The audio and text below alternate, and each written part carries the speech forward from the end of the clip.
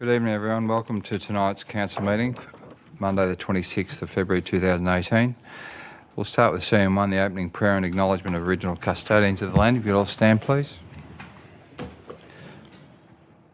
Lord, we ask that you guide us in our decision-making, protect us and the community we serve from all that is evil, and strengthen our unity for the welfare of the city.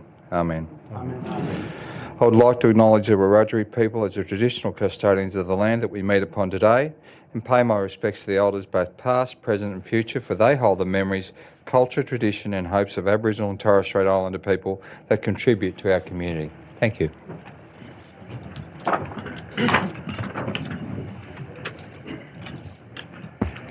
Recording and streaming of council meetings. The council meeting is being webcast and recorded.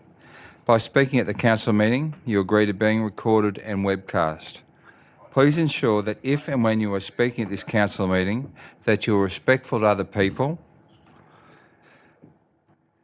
and use appropriate language. AlburyCity accepts no liability for any defamatory or offensive remarks or gestures made during the course of this council meeting. An audio recording will be made for administrative purposes. Thank you. Conflict of interest declaration received by the Chair and disclosure of political donations. I've received 3 conflict of interest declarations. The first is from Mr. Frank Zachnich. The nature of the conflict of interest is pecuniary. Brief description of your conflict of interest is General Manager's performance review. Ordinary council meeting, CM 18.1, confidential item. And the action is to leave the meeting when the matter is being discussed. The next one is from Councillor Hank Vanderven. It's a non-pecuniary, significant, brief description. I'm a member of the Albury Showground Trust. Council meeting, CM 10.4, notice of motion, rezoning of the Albury Showgrounds. Action is intended to leave the chamber during the item's discussion. And the last item is from myself, Councillor Kevin Mack. It's a non-pecuniary, less than significant. My sibling has a close relationship with the applicant, and the matter is item CM 8.1, PDC 7.1, and the action is to leave the chamber. There are no other disclosures that I'm aware of. Mr. Zachnich. Thank you, Mr. Mayor. This advice to the council meeting relates to political donations and requirements under the Environmental Planning and Assessment Act. The Act under Section 147 requires a person submitting planning applications or submissions regarding a planning application to disclose any reportable political donation and or gifts to any local councillor or employee of council. Reportable political donations include those of or above $1,000. The disclosure statement forms are available on Council's website or from the Customer Service Centre and must be lodged in accordance with the Act. The forms are also available at the back of the chamber during meetings. In dealing with development applications, councillors need to take into account specific matters contained in the Environmental Planning and Assessment Act. Accordingly, the provisions of Section 79C1 of that Act are set out in the Council Officer's report detailing issues to be considered. The Local Government Act 1993, Section 375A requires that a division be called whenever a motion for a planning decision is put at a meeting of the council or a council committee.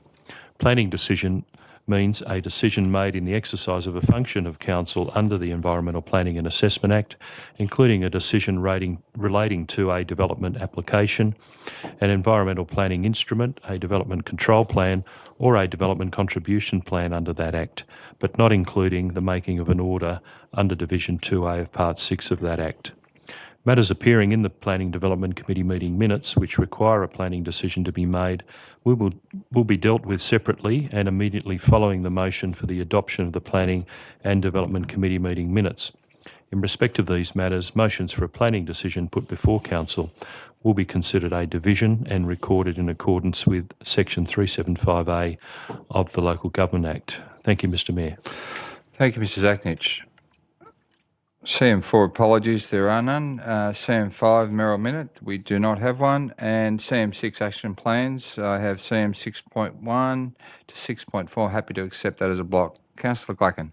Thank you, Mr. Mayor. Through you as the Chair to move 6A, 6B, 6C and 6D together. Thank you. Thank you, Councillor Glacken. Councillor Doxey. Happy to second, Mr. Mayor. Thank you. Councillor Glacken, do you wish to speak to those at all? No, thank you. Thank you. There being no questions or further debate, happy to put those. All those in favour? Anyone against? The motion is carried. Thank you, councillors. Reports, confirmation minutes from the previous meeting, minutes of the council meeting held on Monday the 18th of December 2018 at 6 p.m. Thank you, councillors. Councillor Doxey. Thank you, Mr Mayor. I move the recommendation the minutes of the council meeting held on Monday, 18 December 2017 at 6 p.m. be confirmed, noting the correction to item CM 14.3, request for tender, Centenary Street Drain reconstruction contract number 17/01946. The item title and resolution to be corrected to read contract number 17/01945. Thank you. Thank you, councillor Doxey. Councillor Vandervan. Happy to second that, Mr Mayor. Thank you. Councillor Doxey, did you wish to speak to that at all? No, thank you, Mr Mayor. Thank you. Being no further questions or debate, happy to put that. All those in favour? Anyone against? The motion is carried. Thank you, councillors. Reports from council committees. CM 8.1 report from the Planning and Development Committee meeting held on Monday the 12th of February at 6 p.m. Thank you, councillor Glacken. Thank you, Mr Chair. Mr Mayor, through you as the Chair, I'd like to move that the recommendations included in the report from the Planning and Development Committee meeting held on Monday, the 12th of February 2018, be received and noted, with the exceptions of items 7.1 and 7.2. I believe we need to deal with those separately.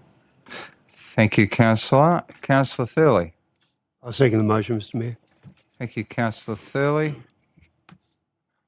All those in, there have been no question or debate. Councillor Glacken, did you wish to speak to that? No, that's fine. Thank you. Thank you. I'm happy to put that motion. All those in favour? Anyone against? The motion is carried. Okay. 7.1. Councillor Con.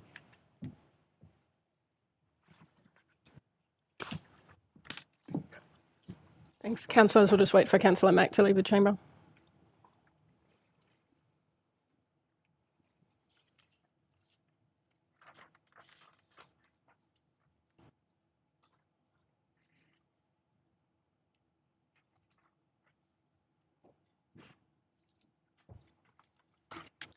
Thank you. Councillor Glacken to move. Thank you. Through you, Madam Chair. I'd like to move the recommendation as was in the minutes on page 24 of today's council meeting notes, that we receive and note the report regarding section 64 contribution for the proposed home beauty salon at 117 Johnson Road, West Albury. B, levy a reduced S64 developer charge of $2,460.48 per basin.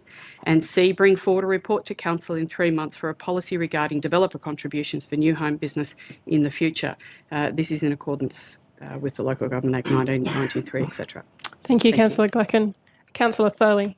I'll second the motion. Thank you. Councillor Glacken, would you like to speak to that motion? Thank you, Madam Chair. Very briefly, it is a matter for recording because it's a planning development request.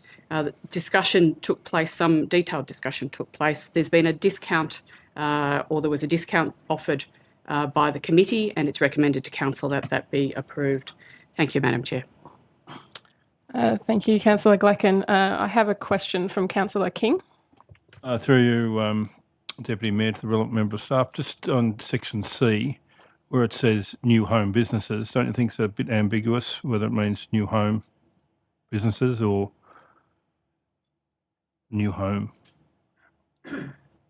Might need to change it around to business, new businesses that are starting from a home or home-based I'll put businesses. that through to the staff, Mr Zagnich.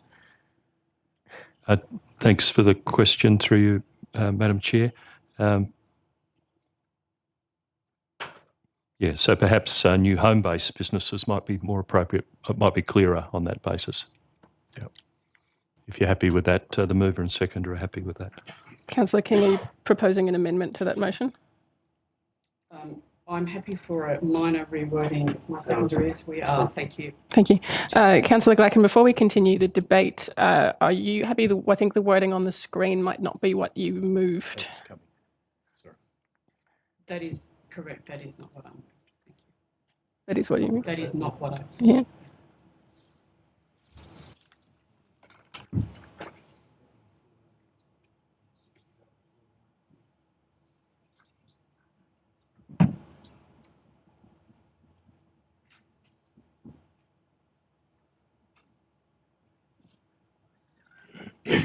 Might be a moment, Madam Chair.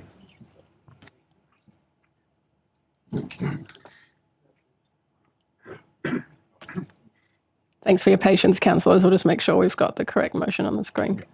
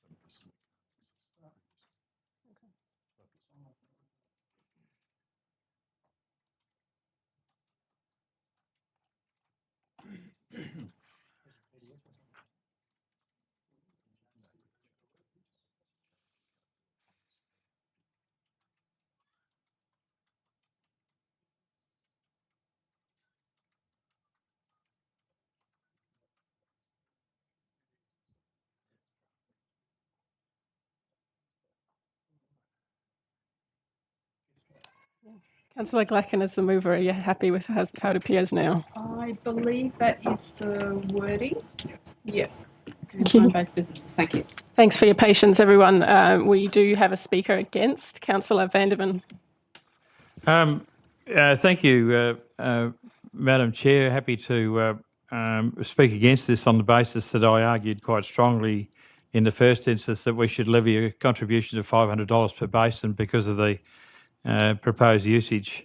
And even if we accepted the council's estimation of the amount of water and sewerage infrastructure that was going to be used, that $500 amount would have seemed more than adequate to cover the potential increase in use of our infrastructure.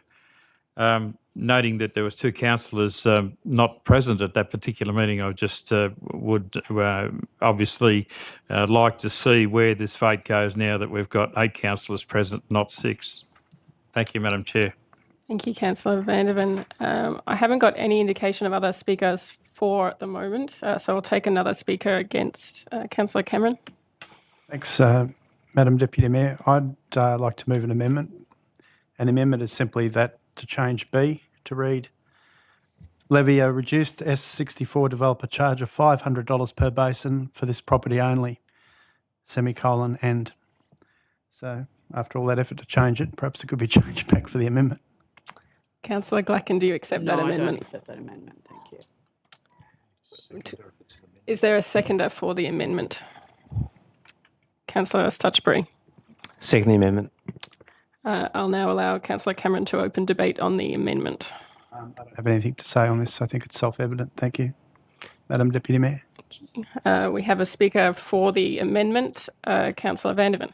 No, I just was pressing my button to second the amendment, so I think I've said everything that needed to be said in this issue. Thank you.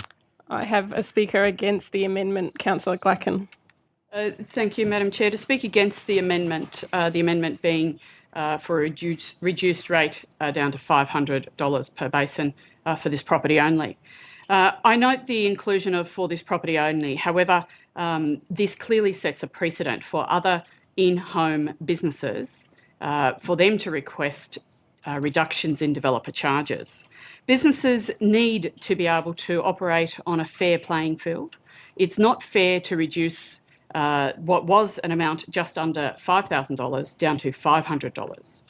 I believe that the staff recommendation of a 50% reduction was appropriate in this case and meant that it enabled a small business to commence operation, but it also meant that we had a consistency or a consistent approach that we would be able to apply in future. It is important to ensure that we have the growth and development of businesses within our community, and there is an increase in home-based business development in many communities.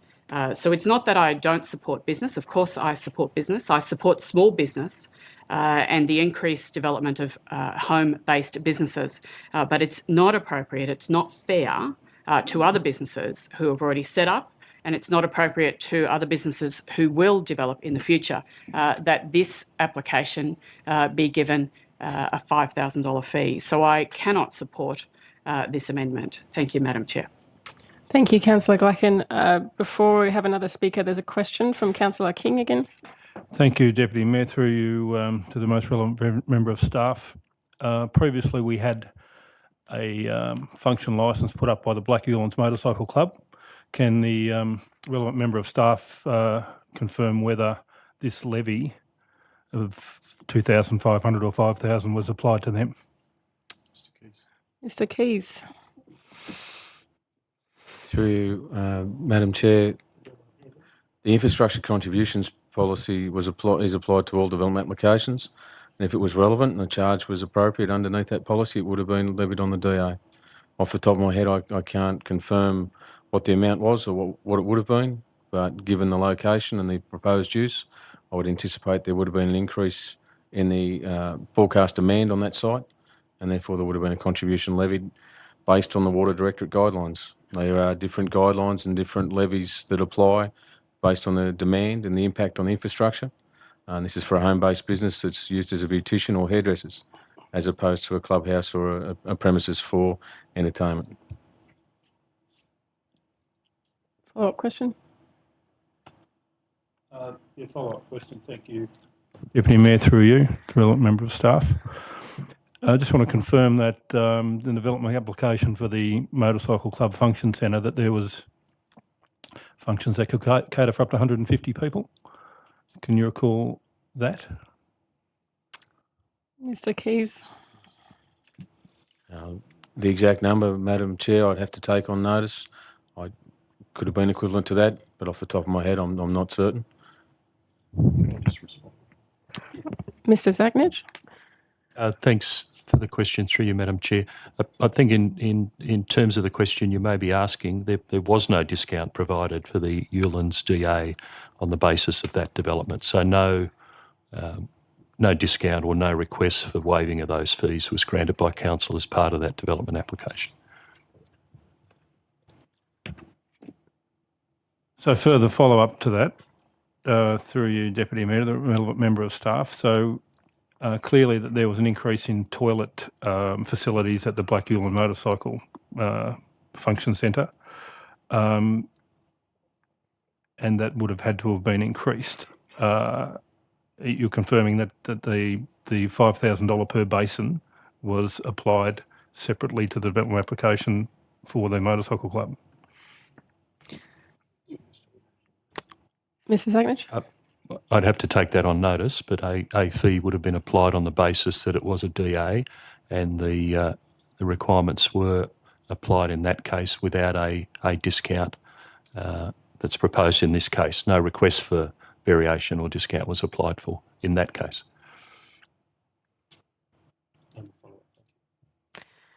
Thank you. The next speaker for or against? I've got a speaker for the amendment, Councillor Stutchbury. Thank you, Madam Deputy Mayor. Tragically, I was not present at the committee meeting when this was first discussed, so missed out on a lot of the repartee, but in my view, the fee that's being suggested to be levied fails the pub test. $2,460.48 for a hand basin seems to me excessive, and the fee of $500 seems closer to the mark. This we should, I think, be doing all we can to encourage people to have businesses, and if the business is from home, it's not likely to produce the same amount of effluent as a factory, and therefore I think a more significant discount could reasonably be applied. Thank you. Thank you, Councillor Stutchbury. I have another question from Councillor Doxey. Thank you, Madam Chair. A question for staff. Could one of the staff members explain exactly where the costs go in relation to the basin? Because it's more than just a basin as we understand it. There are obviously ongoing bits and pieces with that, Mr. Keys, perhaps. Thank you. Mr. Keys. Through you, Madam Chair, the basin is identified as being the greatest measure of demand, and the way the Water Directorate guidelines are set up is they've done studies and considered uses and demand across all industries, whether it be a factory, whether it be a home-based industry, or whether it be an actual hairdresser's commercial premises. And depending on the demand in those facilities, they've worked out a figure per basin that generates against our standard charge, which is an equivalent tenement, which is around $5,000 for water. And that's where this charge has been calculated against. So there is a differentiation under the initial guidelines and calculations dependent on the use. And that's what determines the charge that's calculated out. So it's not saying that this is the same charge that would apply to a factory by any means. It's based on the number of toilets in some locations, the number of basins in other uses. It's all dependent on the key driver of demand on infrastructure. I hope that assists councillors. Thank you. I have another question from Councillor Vandervan. Thank you, Madam Chair. I just want to confirm that as part of the ongoing usage of this basin, any usage charges for water and sewerage are going to be reflected in this particular person's rates, that the infrastructure charge will be set aside for perhaps improvements to the infrastructure down the track, which is all these developer charges have to be put into the water and sewerage trust accounts, if you like, for future infrastructure maintenance and improvement. But from the point of view of the ongoing use of water and sewerage, they're going to be reflected in that person's water and sewer usage charges. Is that correct? Mr. Zagnich. Thanks for the question, through you, Madam Deputy Mayor. Yes, that's correct, Councillor Vandervan. I have one further speaker against the amendment. Councillor Thorley. Thank you, Madam Deputy Mayor. This was debated fairly long and hard in the Planning Committee meeting, and given the latest political shenanigans, I'm happy that we don't have to use the pub test to decide things, because that would be somewhat difficult. And can I say, with respect to Councillor King, the Black Ewlands are not into hairdressing. We have looked at this application. On the night on the debate, we determined that the figures supplied by the applicant were not at all accurate in terms of water use and so on. And to set the charge down from what is in the Act and regulations from over 5,000 to 500 was a one-off, basically spur of the moment decision. And this council staff had recommended that it be reduced to the figure that we now see of $2,460.48. If we are going to, and I take Councillor Glacken's comment also, that if we do it for this property only, we are saying to others, well, you got a special deal, but they got a special deal, but you're not going to. I believe we need to stick with the regulation, even though it's a discount of 50%. And we did do this for a laundry development some time ago, and we acknowledge that we set a precedent by doing that. And if we do this 500, we've set a precedent. So I would prefer to stick to the original $2,460.48. Thank you. Thank you, Councillor Thurley. Councillor Cameron, would you like to close debate on the amendment? No, thank you, Deputy Mayor. Thank you, I'm councillors. sorry, Madam Deputy Mayor. Thank you. Councillors, I'll now put the amendment. All those in favour? Those against? That's a tie. I'll use my casting vote against. The amendment is lost.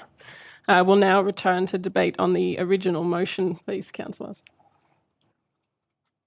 I have no speakers for or against. Councillor Glacken, would you like to close debate on the original motion? Yes, thank you, Madam Chair. Councillors, I know that this is one of those areas where we feel that we should be helping small business and home-based businesses in particular. We are helping this small business, this home-based business, because we're offering a 50% reduction. All other businesses have to pay the full fee. Our community needs us to ensure that fees and charges are appropriate, because otherwise it is the whole community who is disadvantaged if we don't charge appropriate developer fees. It is important to note that we are a growing and developing community, but that community cannot fund the business development and growth. We need to support it. Our community needs to support it, and a 50% reduction is appropriately doing so. So, councillors, I urge you to support this recommendation, as was the recommendation from the committee. Thank you, Madam Chair. Thank you, Councillor Glacken. I'll now put the original motion. All those in favour? Sorry, councillors, we need a division. That's Councillor Doxey in favour, Councillor Con, Councillor Glacken and Councillor Thurley. There's councillors against. That's Councillor Stutchbury, Councillor Cameron, Councillor King and Councillor Vanderven, and I'll use my casting vote in favour. The motion is carried. Thank you, councillors. We'll now invite Councillor Mack back into the chamber.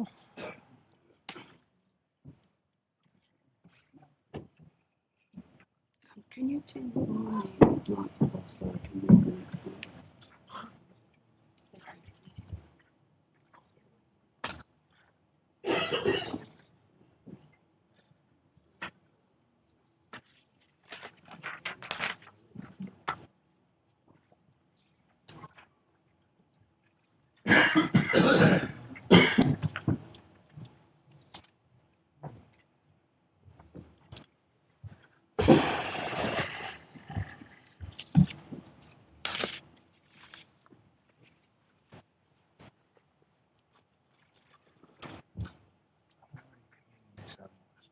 Yes.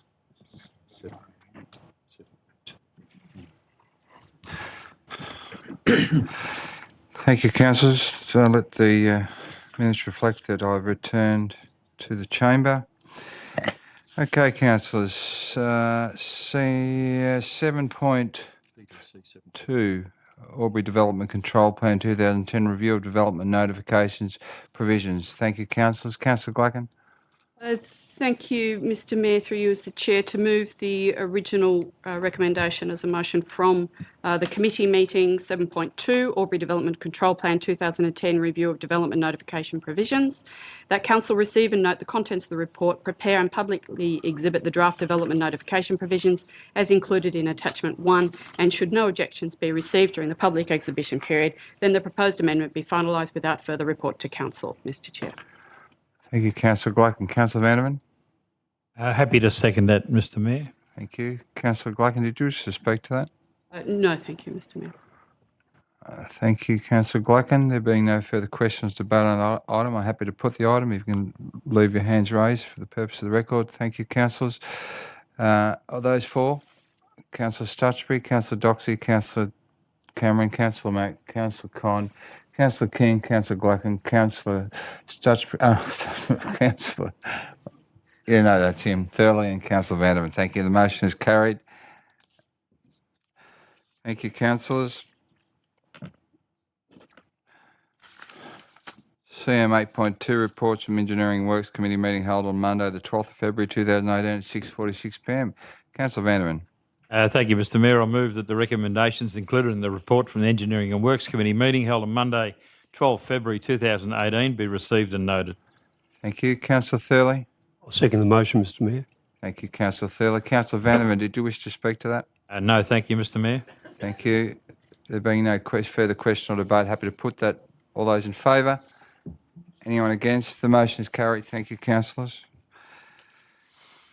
CM 8.3, report from the Community and Cultural Committee meeting held on Monday, the 19th of February 2018 at 6 p.m. Councillor Con.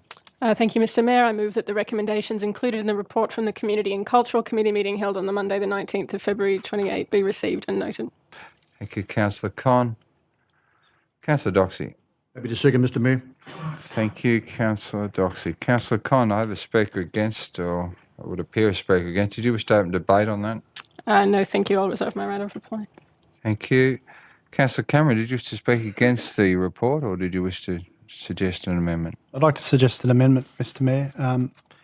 I'd simply like to move at this stage that the motion as put by Councillor Con be as it is, with the addition of except for CCC 7.1, and we set that matter aside and deal with it separately. Thank you, Councillor Cameron. Councillor Con, you accepting of that? You are. The seconder, Councillor Doxey, are you happy for that to be accepted? Yes, Mr Mayor. Thank you. So, Councillor Con, endorse the naming athletics track as Alexander Park, Les O'Brien Athletics Track with formal dedication to be organised as soon as possible. Mr Mayor, I haven't actually moved that. No. So the other Contents of the report with the contents of the exception. report with exception. No worries. Okay. So, Councillor Cameron, did you wish to put that motion? The substantive motion, Mr Mayor, I think. Yeah, Councillor. Okay. So I'm happy to put the report with exception to that item. All those in favour? Anyone against? The motion is carried. Councillor Cameron. Thank you, Mr Mayor. Now I'd like to move that in relation to CCC 7.1, that council receive and note the contents. Whoops, no. All right. That A, we receive and note the contents of a report, and B, endorse the naming of the athletics track at Alexandra Park.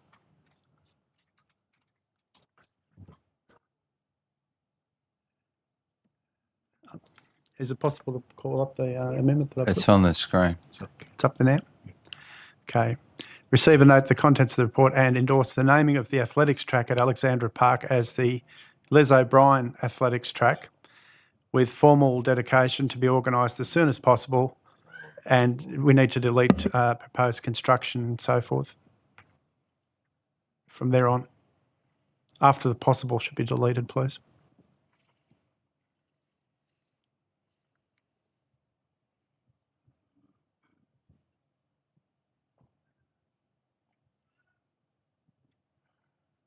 So happy with that motion, Councillor Cameron, now? Or?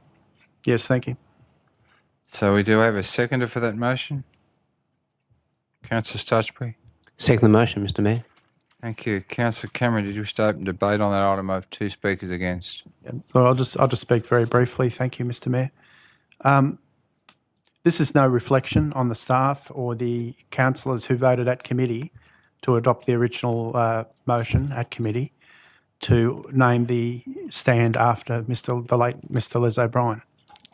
This is simply a reflection, an updated position that I believe we should adopt because of the recent communication last week that we have had from the family of Mr O'Brien, who have made it very clear, beyond any doubt, that their express preference is for the naming of the athletics track. Now, I know that every party acted in good faith. I believe every party acted in good faith in last week and the weeks prior, and it's no reflection on us changing our mind or changing our intention now tonight if we do. However, I know that all councillors have received copies of the correspondence from the family, and I don't believe there can be any doubt that it is the intention or the preference of the family to have the athletics track rather than the stand named after the late Mr Les O'Brien. That being the case, I think it's incumbent on this council to, insofar as we can, accommodate the wishes of the family and name the athletics track rather than the stands which are to be constructed after Les O'Brien. It should not, I think, cost council any more, and I'm not aware of any way that it could cost council any more to name the athletics track rather than the proposed stands. There's no downside to the community that I can see, and we should therefore try to meet the wishes of the family. Thank you. Thank you, Councillor Cameron. There's two speakers against. We have a question. Councillor Vanderman. Thank you, Mr Mayor, through you to the relevant member of staff. The first question is, was the possibility of naming the athletics track after Les O'Brien, was that ever part of the options presented to the family? And if they were, at what stage were those that particular thought dropped off the agenda? Mr Jenkins. Through you, Mr Mayor, thank you for the question. Council staff met with three daughters of the late Les O'Brien on two occasions. On the second occasion, the Mayor was in the meeting. On both occasions, all the options that were canvassed in the report were discussed with the family as options. At the second meeting, the option of the Les O'Brien stand was indicated to the family as the preferred option by staff that we would be recommending to council at that stage, and we asked their views on that as well as their views on the other options that were presented to them, which included the road naming, the naming of the track, and other options that have been put forward, such as a plaque on a rock at Gelbart Park. Thank you, Mr Mayor. Just so that I'm quite clear on this, you're suggesting that through you, Mr Mayor, you're suggesting that the naming of the athletics track after Les O'Brien was specifically canvassed with the family as an option, or was it only mentioned as an afterthought? Through you, Mr Mayor, the options that were provided to councillors in the report were discussed as options that would be put in the report to council. So that includes the naming of the track was one of the options that was canvassed with the family. However, we indicated that at that stage, in that second meeting, that we were planning to recommend to council that the naming be of the stand. Yes, Councillor Vanderman. So on the basis of what information did we come up with the naming of the stand as the best option for honouring Les O'Brien as against the naming of the athletics track? Mr Jenkins. Through you, Mr Mayor. The reason council staff, it is usual for council staff to make a recommendation to council in terms of the information we provide. The reasons why we preferred the stand as opposed to the whole of the athletics track are outlined in the report, and that included previous precedents at other major venues where people are quite often recognised by the naming of stands rather than the naming of venues. It was also provides the opportunity for future naming of facilities at the track based on future people that will provide support to the sport of athletics. We also indicated that Les O'Brien was particularly passionate about the construction of the stands and the terrace seating.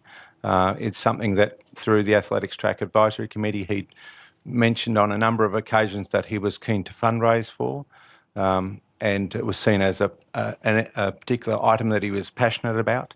And it's also indicated in the report that the Athletics Track Advisory Committee, who have a good understanding of the track and its history and its future use, also recommended that the terrace seating and shade was a suitable recognition. Those were the reasons that we put to the family and we put to council as the reasons why the stand might be named in honour of the late Les O'Brien. Thank you, Councillor Vanderman. Okay, so I've got a speaker against, Councillor Thurley. Thank you, Mr Mayor, and I don't speak against this because I don't believe it's an appropriate thing to do. I probably would have asked Councillor Cameron if he would have moved a motion that allowed another round of discussion with the family. This was clearly a stressful time, and in the first instance, it seemed to be accepted by the family. Yes, I fully accept, I've seen the correspondence, and I fully accept that there does seem to be a totally different point of view. However, I would like, and in many circumstances, these decisions are not made until 12 months after the death of a person, so that time and consideration can be given. I used my precedent when I moved the motion in the committee that this naming of a stand is a very common practice. If we went, for example, to the Sydney Cricket Ground, it's called the Sydney Cricket Ground, but we would find there the Dally M stand, named after Herbert Henry Messenger, who was a rugby league player, Victor Trumper, a cricketer, Clive Churchill, a rugby league player, Don Bradman, Bill O'Reilly, and the M.A. Noble stand.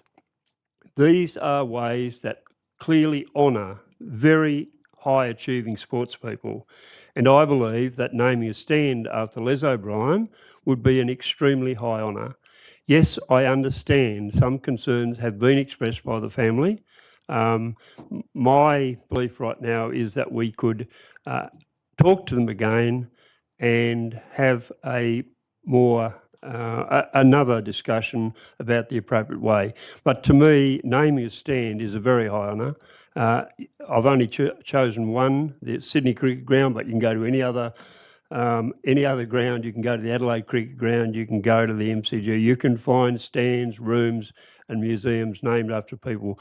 But in general terms, you do not find the ground named after a particular sportsman. And I guess I would ask whether Councillor Cameron to consider that he change the motion so that we have another round of discussion with the family to see if we can agree and perhaps sign some form of agreement between all parties. Thank you. Thank you, Councillor Thurley. Councillor Cameron, is that the intent of your motion, or are you happy to proceed? What I will do, Mr Mayor, I'll foreshadow that if the motion is lost, that I'll move a consequential motion, which is to the effect of further consultation. Thank you, Councillor Cameron. A speaker for, Councillor King. Thank you, Mr Mayor. Through you. You might note that I was the only one that didn't vote for the motion last committee meeting, not because I didn't want this done. I thought the report was underdone. On reading the report, the thing that stood out is the contribution that Les O'Brien made from 1958 through to Lee's death in regards to athletics and sports in general in the Albury-Wodonga region. I did note that in the report it said that it named a couple of other athletes in Albury that we allegedly haven't recognised. The naming of things for people that are dead, and these people weren't dead. So I think that argument's out. I also noted that Councillor Thurley's naming of the ground, we're not naming the ground, we're looking to name the athletics track. And that also it's pretty disproportionate to talk about the Sydney Cricket Ground in regards to stands and Alexandra Park in East Albury. I also note that the athletics track is just called the athletics track. It's not named after anyone. And I've done a bit of research, and I can't actually find why Alexandra Park was even named, where they got that from. So I can't find where that came from, so it may have been some princess back in the day. And I also note the correspondence that we've received from the family, who seem quite keen that the athletics track be put up. I agree that when someone dies, there's a lot of distress, and when an option's put to you, it may be that okay, well, that sounds okay. But on reflection and other options put to the family again, certainly by raising it of Councillor Cameron, that I think this seems a better option. I think it seems a great recognition of a great volunteer. We recognise high-end sports people, but this is a recognition of a great volunteer. So I'm supporting the motion of Councillor Cameron, and I hope it gets up. Thank you, Councillor King. I have a speaker against Councillor Glacken. Thank you, Mr. Chair. I don't speak against recognition of Mr. O'Brien, but I do speak against this recommendation or this motion from Councillor Cameron and Councillor Stutchbury tonight.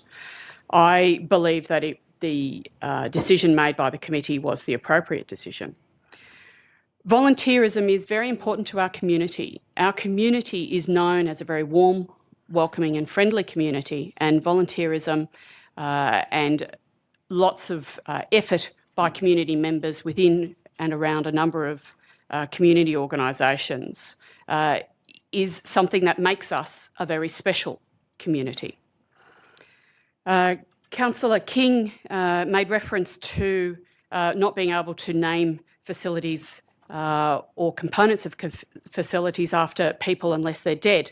This is not true, and we have a number of facilities within Albury itself, and there are other parts, other places in Australia, and I have no doubt around the world that have facilities named after people who are not dead, and perhaps Councillor King might be able to look for those. I believe this was the correct decision of the committee and recommended to Council because it allowed for other future and indeed continuing contributions made by people to be recognised in the future. To name the facilities which were the, I'll read the correct wording, the terrace seating and shade shelters, which would be indeed the Les O'Brien stand, as was the committee recommendation, would enable other people to be equally recognised. Yes, Les O'Brien has contributed most significantly to our community, and that needs to be recognised. But we also have many other people within our community who do contribute and will continue to contribute, and there will be others to come in generations to come. So it's important that we allow an appropriate recognition of Mr. O'Brien, and it's important that we allow for other future recognition as well. So I cannot support this recommendation, and indeed would support the original recommendation. Thank you. Thank you, Councillor Glacken. Speaker 4, Councillor Stutchbury. Thank you, Mr. Mayor. Tragically, I missed the first meeting, and so therefore missed the initial debate. But I'll keep this short. The family have written a letter and they've expressed their desires, and I cannot think of a single reason why we wouldn't pay heed to that. Thank you. Thank you, Councillor Stutchbury. Certainly did make that short. I have a speaker against Councillor Con. Thank you, Mr. Mayor. Only briefly to say I'm voting against in support of the foreshadowed alternate motion that we take some more time with this and continue the discussions. It's obviously been a difficult week for the family. We've had lots of correspondence flying around. I don't think we can make that decision today, and it should be one we do carefully for the future. Thank you, Councillor Con. I have no further speakers for. I have a speaker against Councillor Vanderman. Thank you, Mr. Mayor. I know I've confused you by having my for button on and then speaking against, but if this hasn't been an option for us to decide on at the committee meeting, I would have been obviously torn between either the athletics track or the stand, understanding, and Councillor Thurley makes a very good point about the structures that are named after sporting people. And the other issue that Councillor Glacken said was we have a Lauren Jackson Stadium, and the last I heard she was alive and kicking. So from my perspective, my preference now is to to have that further consultation. On the basis of that, I will vote against this particular motion to have that extra consultation, and I take Councillor Cameron's at his word that he will move the consequential motion should this one be lost. Thank you, Councillor Vanderman. Another speaker against. We have a question. Councillor King. Through you, Mr. Mayor, I don't know who to address this to, but I've just gone back to the report on page 9. It says the naming of Alexandra Park Precinct would need to be approved by the GNB, and under the GNP naming policy, commemorative names not be used until a person has been deceased for at least a year. So I may have been confused that someone had to have died, but if they hadn't died, they'd need to have been a year. So I'm not sure whether I was right or wrong. Mr Jenkins. Through you, Mr Mayor, if council were to determine that they wanted to rename Alexandra Park, they would need to get the approval from Geographical Names Board and also Crown Lands, and that would require the process where someone would have had to have passed away for more than 12 months. In the naming of, if council determines that they would like to name the athletics track, that there's a process that doesn't need to go through Geographical Names Board, and therefore they can choose to proceed if they would like to do that. Councillor King, are you satisfied with that response? Yeah, I just wanted to clarify the discrepancy of what I said in regard to someone being deceased. Thank you. A speaker against. Councillor Doxey. Thank you, Mr Mayor. I will vote against the motion as I second the original motion. But the reason being is that I'd like to see some a bit of time to now consider this again. And as with Councillor Con, I look forward to the motion being defeated, but the foreshadowed one by Councillor Cameron to come forward so we can then have further discussions. Thank you, Mr Mayor. Thank you, Councillor Doxey. There being no further speakers for or against, Councillor Cameron, do you wish to close debate? Thank you, Mr Mayor. Look, I just want to reflect on, without going into too much detail, on some of the sentiment that's been expressed.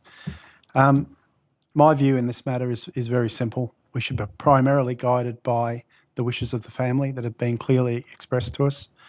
If we started determining ourselves what was appropriate in terms of honouring someone or what our personal preferences might be, I mean, I personally would prefer to rename the whole park.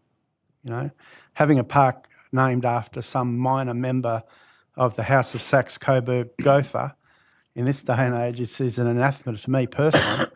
Then again, I am a pathological Republican, and if I had my way, I would rename QE2 Square Francis Hughes Court, you know. So best not to be guided by our personal prejudices. Having said that, if this doesn't get up, I'll move the motion as foreshadowed. Thank you, Councillor Cameron. On that note, I'll put the motion. All those for? Those against? The motion is lost. Councillor Cameron. Yeah, thanks, Mr Mayor. In relation to item CC 7.1, I'd simply move that council defer any decision until more public consultation and consultation with the O'Brien family has been carried out. Thank you, Councillor Cameron. I'll just wait for that to be put on the board. How are we going, ladies? Could you repeat it to the ladies, please, Councillor Cameron? You can't. What, verbatim? I bet I can. I simply move that the decision on this item be deferred until council has carried out more public consultation and consultation with the O'Brien family. Do you think there's speed Want a third time, Mr Mayor? I'm waiting.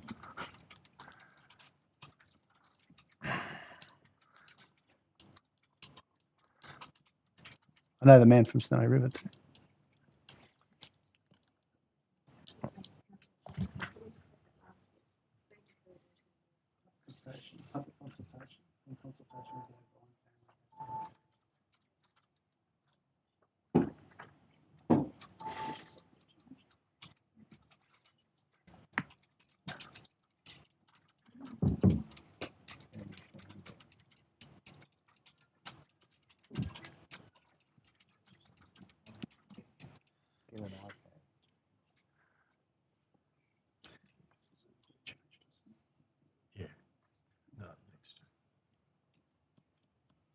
We don't have these problems.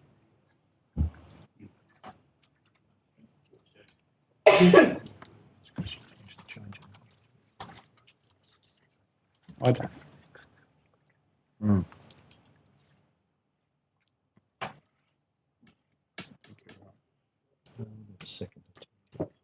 Yeah, I'm waiting for it.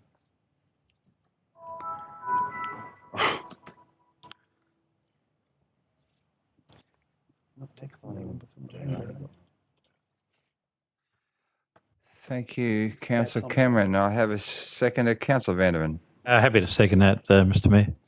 Thank you. Councillor Cameron, you happy to speak to that? No need for that, Mr Mayor. Thank you.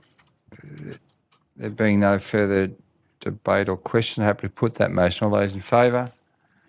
Anyone against? The motion is carried. Thank you, councillors. CM 8.4, report from the Finance and Administration Committee meeting held on Monday the 19th of February 2018.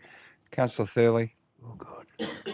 Thank you, Mr Mayor. I move that the recommendations included in the report from the Finance and Administration Committee meeting held on Monday 19 February be received and noted. Thank you. Councillor Vanderman. Happy to second, Mr Mayor. Thank you. Councillor Thurley, do you wish to speak to that? Thank you, Mr Mayor. Thank you. No further questions or debate. Happy to put that. All those in favour? Anyone against? The motion is carried. There are no reports from a community forum. CM 10 notices of motions. CM 10.1 notice of motion, industrial and commercial development applications. Councillor Vanderman.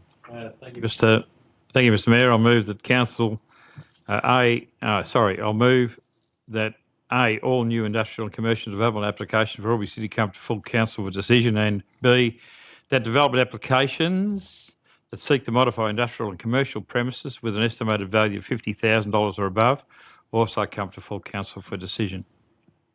Thank you, Councillor Vanderman. Councillor Stutchbury. Happy to second that, Mr Mayor.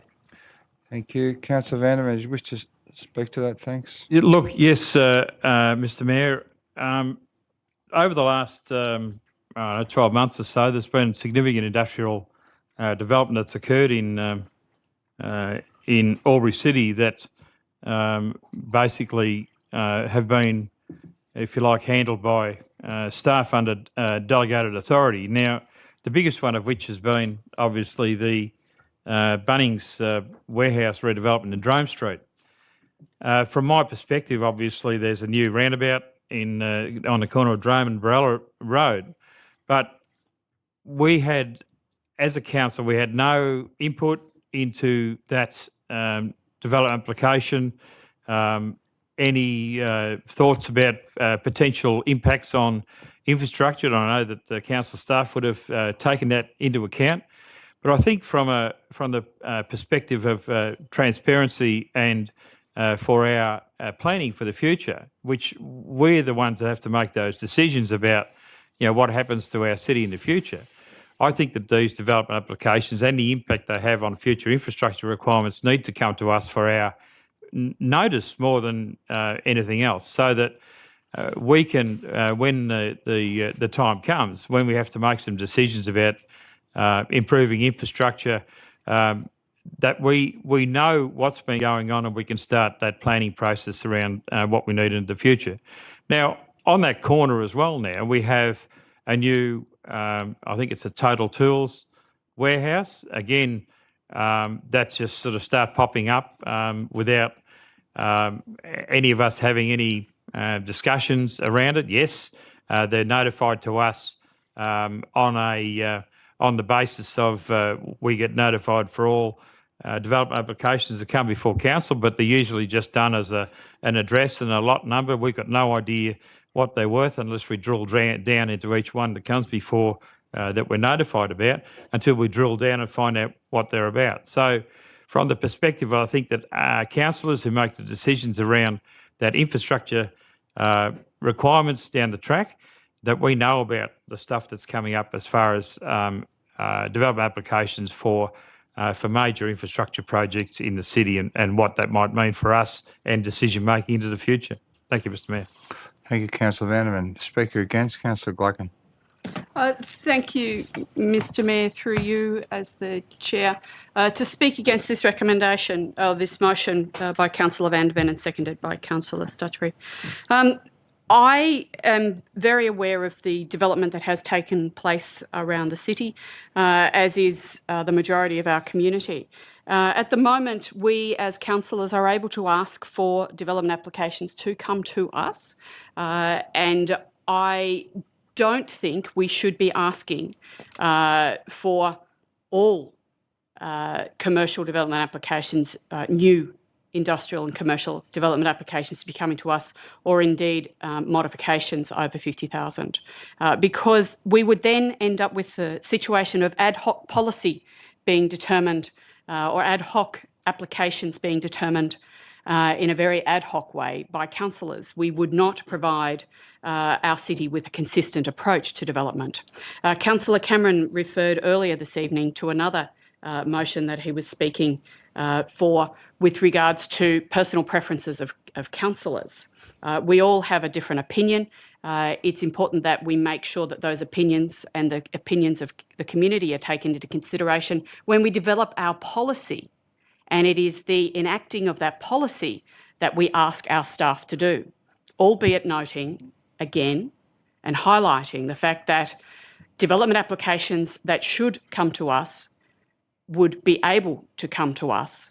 And there would be another opportunity, I believe, if this does not get up, for Councillor Van de Ven to perhaps consider another future motion at some stage, or indeed a request by the staff to be able to discuss this type of request that he's making through this motion, to the staff for us to be able to discuss the possibility of certain trigger points or certain triggers being reached, that those would then come to a workshop with the councillors, which I think would be much more appropriate.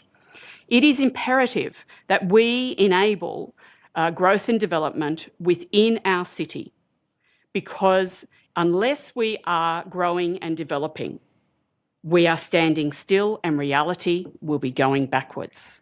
Our community relies on us to provide, as we say we do, red carpet and not red tape to people who want to come to our city, for people who want to grow and develop, who are already existing within our city.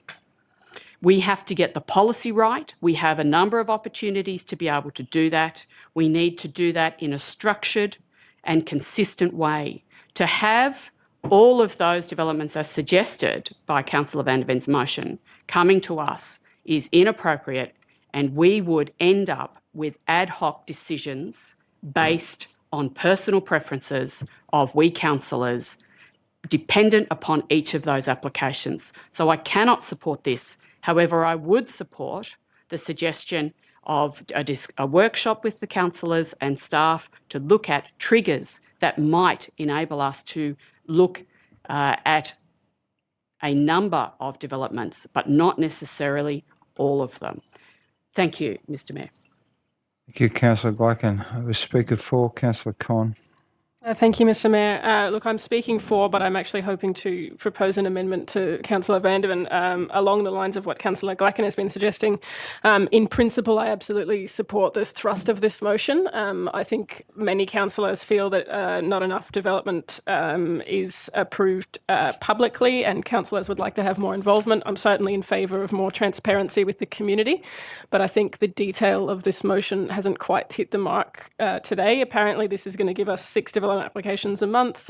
Council meets 11 months a year, not in January, which gives us 66 development applications a year that may well meet all of our criteria and have no objections to them. It's not a very good use of our time.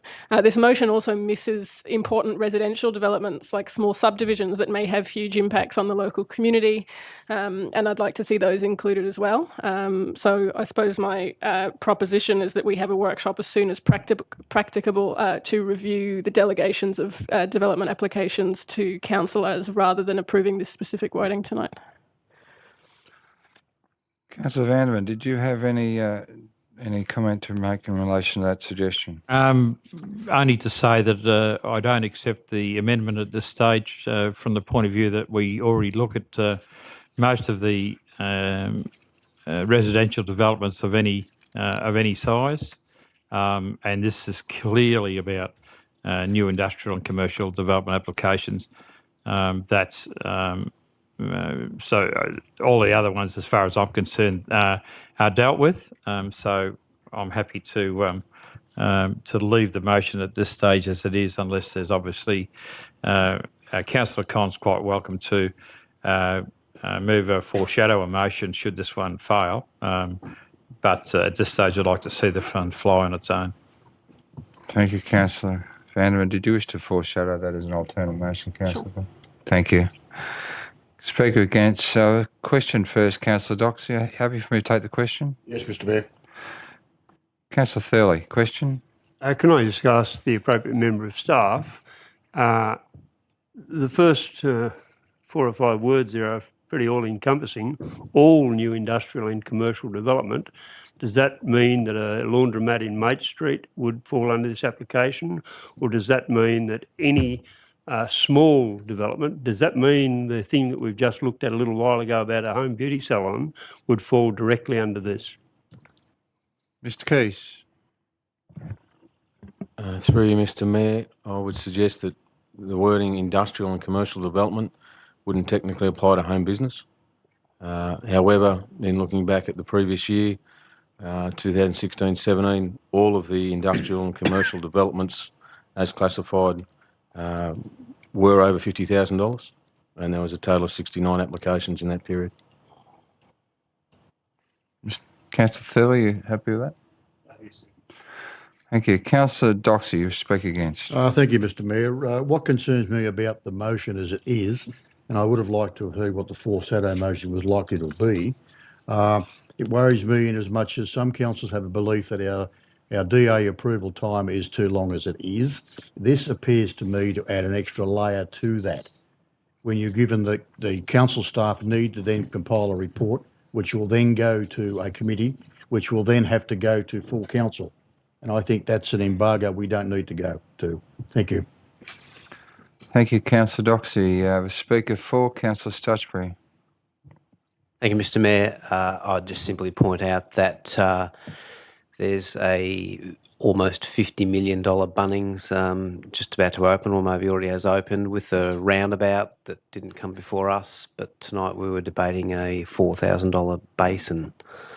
I think that there's sort of a bit of an imbalance there. I'd like to see it redressed. I think this motion does that. Thank you, Councillor Stutchbury. I have no other speakers against. I have speakers for. Councillor King.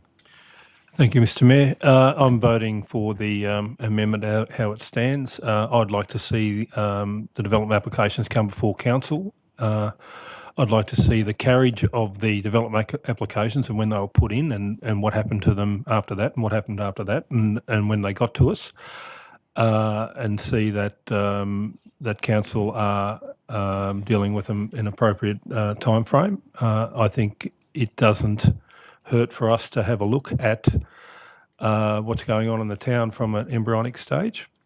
I also think that our we're important people in the organisation, and that having an application come to us again from its embryonic stage is important for the developer as it is for the council staff, and hopefully the outcome is good.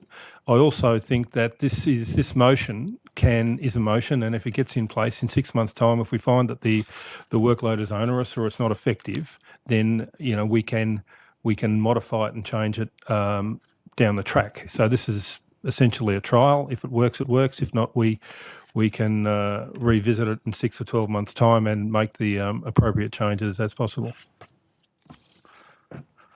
Thank you, Councillor King. I have no speakers against. I have another speaker for. Councillor Thurley. Thank you, Mr Mayor. I think I've pressed my for button and my against button about 4 times Which one are you while doing? I've listened to this debate. Oh, you're feeling now? Look, I believe that this is a good motion, except that in Part A I would like to see some quantum of what it is we want rather than all new industrial and commercial. And as with Councillor Con, if we could define that, then I'd be very happy. You might note that in our organisational report from Stephen Blackadder, he said that our committees are somewhat ineffective, and that is that we do not properly utilise them, and that's particularly relevant with this one. I'm not speaking for or against this motion because I don't accept the quality of advice we receive from staff, but I do believe that there should be a threshold at which these come automatically to us. And I would really like Councillor Van der Ven, if he could accept that somewhere in Part A, there's some form of threshold concept. If he's not able to do that, then I'm totally comfortable with Councillor King's suggestion that in 6 months we review this particular concept and we revisit it either with a threshold or with some other concept. At the moment, I'm inclined to vote for it, but I would prefer that Councillor Van der Ven could come with some quantitative wording in the first point. Thank you, Councillor Thurley. There's no further question or debate, but Councillor Van der Ven, did you wish to ponder that or did you wish to close debate? Look, Mr Mayor, I take on board the comments of Councillor Con and Councillor Thurley. My preference obviously is to let this go through, and I'm happy for us to let the staff know to organise, or yourself know to organise a workshop around what we can put in as a if you like, a threshold. But I think from the point of view of where we need to be, I think that this is a good start. But I'm happy to take on board the comments that Councillor Con and Councillor Thurley have made.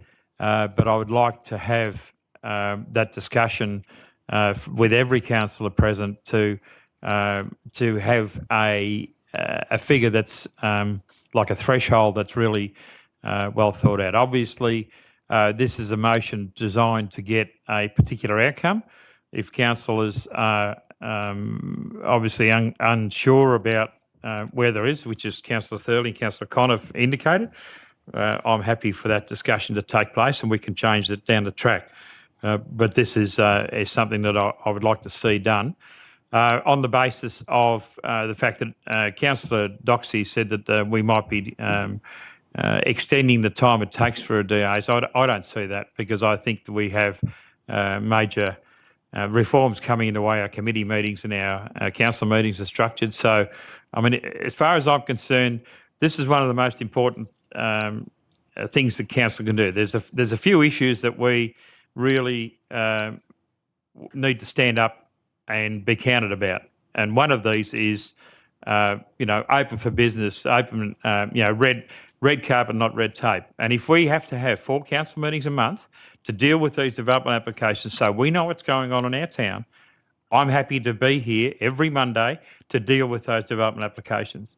So from my perspective, things like electing a mayor, things like the budget, and this particular issue about development applications for our city, they're the most important things that councillors can deal with. So I seek your support tonight for this motion, and we can have the discussion about the finite, the finer detail of it, and amend it in the future if we decide that that's what we want to do.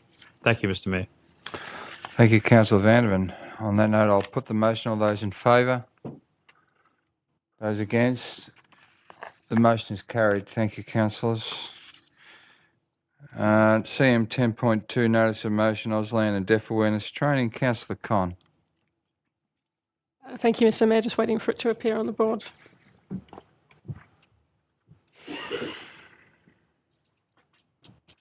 Thank you. I move that Council A congratulate the community, local sporting organisations and council staff for the success of the 2018 Australian Deaf Games. B, acknowledge the uptake of Auslan and deaf awareness training by the wider community. C, provide deaf awareness training on an annual basis as part of Council's Disability Inclusion Action Plan rollout to all council employees. D, provide captions on all videos produced by AlburyCity that are distributed to the general public. E, request that the General Manager provide a report to Council on options to improve inclusivity of major civic events to residents with hearing impairment, including Auslan interpretation and captioning. F, encourage and support the local business community to maintain practices inclusive of hearing impaired customers. And G, request the Mayor and GM write to Wodonga Council to invite them to consider a similar approach under the Two Cities One Community Partnership. Thank you, Councillor Con. Councillor Thurley. Second the motion, Mr Mayor. Thank you. Councillor Con, do you wish to open debate? Yes, thank you, Mr Mayor. The 2018 Australian Deaf Games were hosted by Albury and Wodonga in collaboration between the 20th and 27th of January. This is a national event that occurs every 4 years. It's a very high-profile event, and it was a huge success. A number of councillors attended the events. We received overwhelmingly positive feedback from the organisers, both to our event staff and to the wider community. And I'm really keen to make sure that the progress we've made in terms of inclusivity of our community through that event isn't lost, and that we can carry that through into the future. Over 300 local residents took part in some kind of training because this event was coming, whether that was Auslan classes like myself and Councillor Thurley, or short deaf awareness training classes that were offered to local businesses. I had an amazing discussion with one of the organisers who said things, as simple as pubs putting a pen and paper on the counter so that deaf people are able to order easily made an enormous difference to them in being able to enjoy everything that we do about the Albury community. So I'd like to thank those organisers, thank our community, thank our event staff particularly, and commend this motion to my fellow councillors. Thank you. Thank you, Councillor Con. I have a speaker against, Councillor Cameron. Thank you, Mr Mayor. I wouldn't characterise my desires to speak against this motion. It's a commendable motion. The only thing I seek to do is move a slight amendment if it's acceptable to the mover. It's in regarding C, that I think we need to know the potential cost of that before we move ahead. And the potential, or the not potential, the amendment I wish to move is simply that C be changed to read, request that the General Manager provide a report to Council on options 2, and then the rest of C as it now reads. So it would read, request that the General Manager provide a report to Council on options 2, provide deaf awareness training on an annual basis as part of Council's Disability Inclusion Action Plan rollout to Council employees. I think we need to know how much that'll be before we finally definitively go ahead and roll it out to all applicable staff. Thank you, Councillor Cameron. Councillor Con, I think you might know something about that. Councillor Con. Thank you, Mr Mayor. Look, the cost of deaf awareness training is something like a couple of $1,000. It can be rolled out to a large number of people in one go. I actually had an original draft version of this motion that asked for training to be rolled out to all new customer-facing employees, and at the suggestion of the General Manager, I adapted that to be part of Council's Disability Inclusion Action Plan, because I believe we have a number of other strategies that this should be a part of if that's easier for the staff to implement. I don't think that this is going to be the kind of cost that's significant to the Council budget in the long term. Should this motion fail, I'm happy to have that as an alternative motion, but I'd rather leave it as is. Thanks. Mayor, I've moved an amendment. Is there a seconder? Or? So we've got a second for that amendment. Councillor King. I'll second that, Mr Mayor. Thank you, Councillor King. Councillor Cameron, do you wish to speak to the amendment? Thanks, Mr Mayor. There's being no speakers for or against, do you wish to close your debate on that amendment? Question on the amendment, Councillor Glacken. Thank you. I was wondering if Councillor Cameron might consider also the possibility of, because I don't know, we don't have any background reports from the staff, because this is a motion from Councillor Con.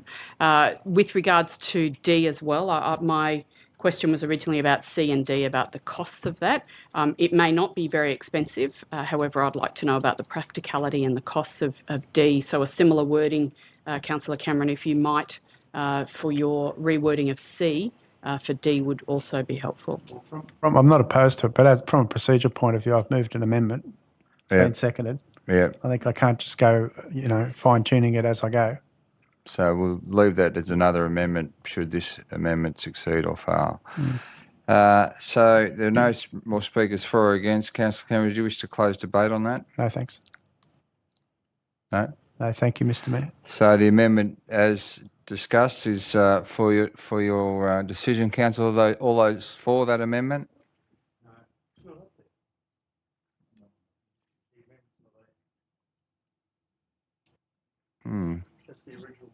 Yeah, it's the amendment requests the General Manager provide a report to Council. Yeah, the amendment's up there. E, request that the General Manager provide a report to Council on options. We'll No. just need to combine them.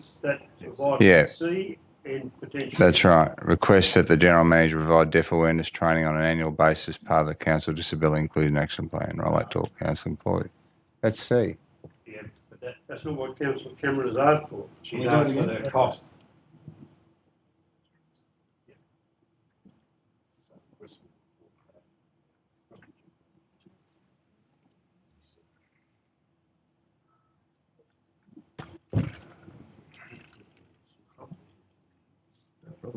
Just getting this.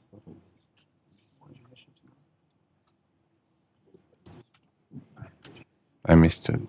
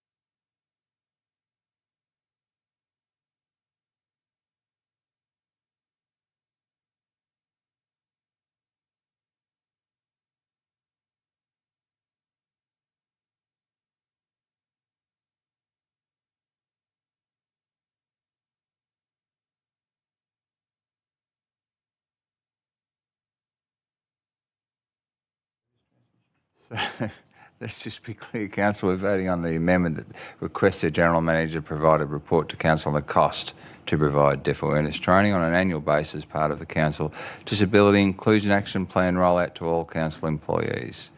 So that's the amendment. I'm happy to put that amendment. All those in favour? Those against? The motion is carried. Councillor Glacken, did you wish to provide another amendment on that particular item?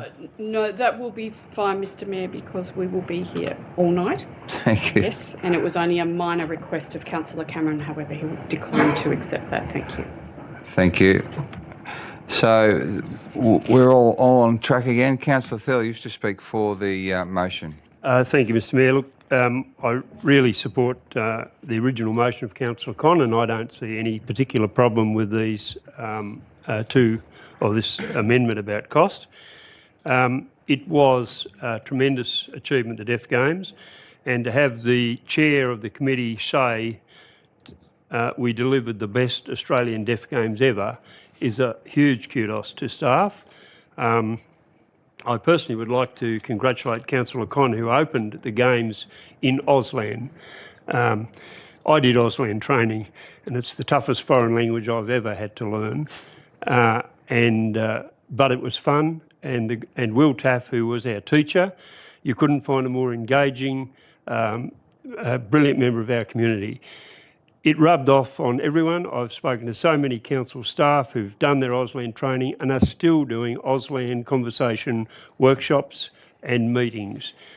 It's had a tremendous impact, and Councillor Con's motion is really to develop that and to make the hearing impaired people in our community feel much more included.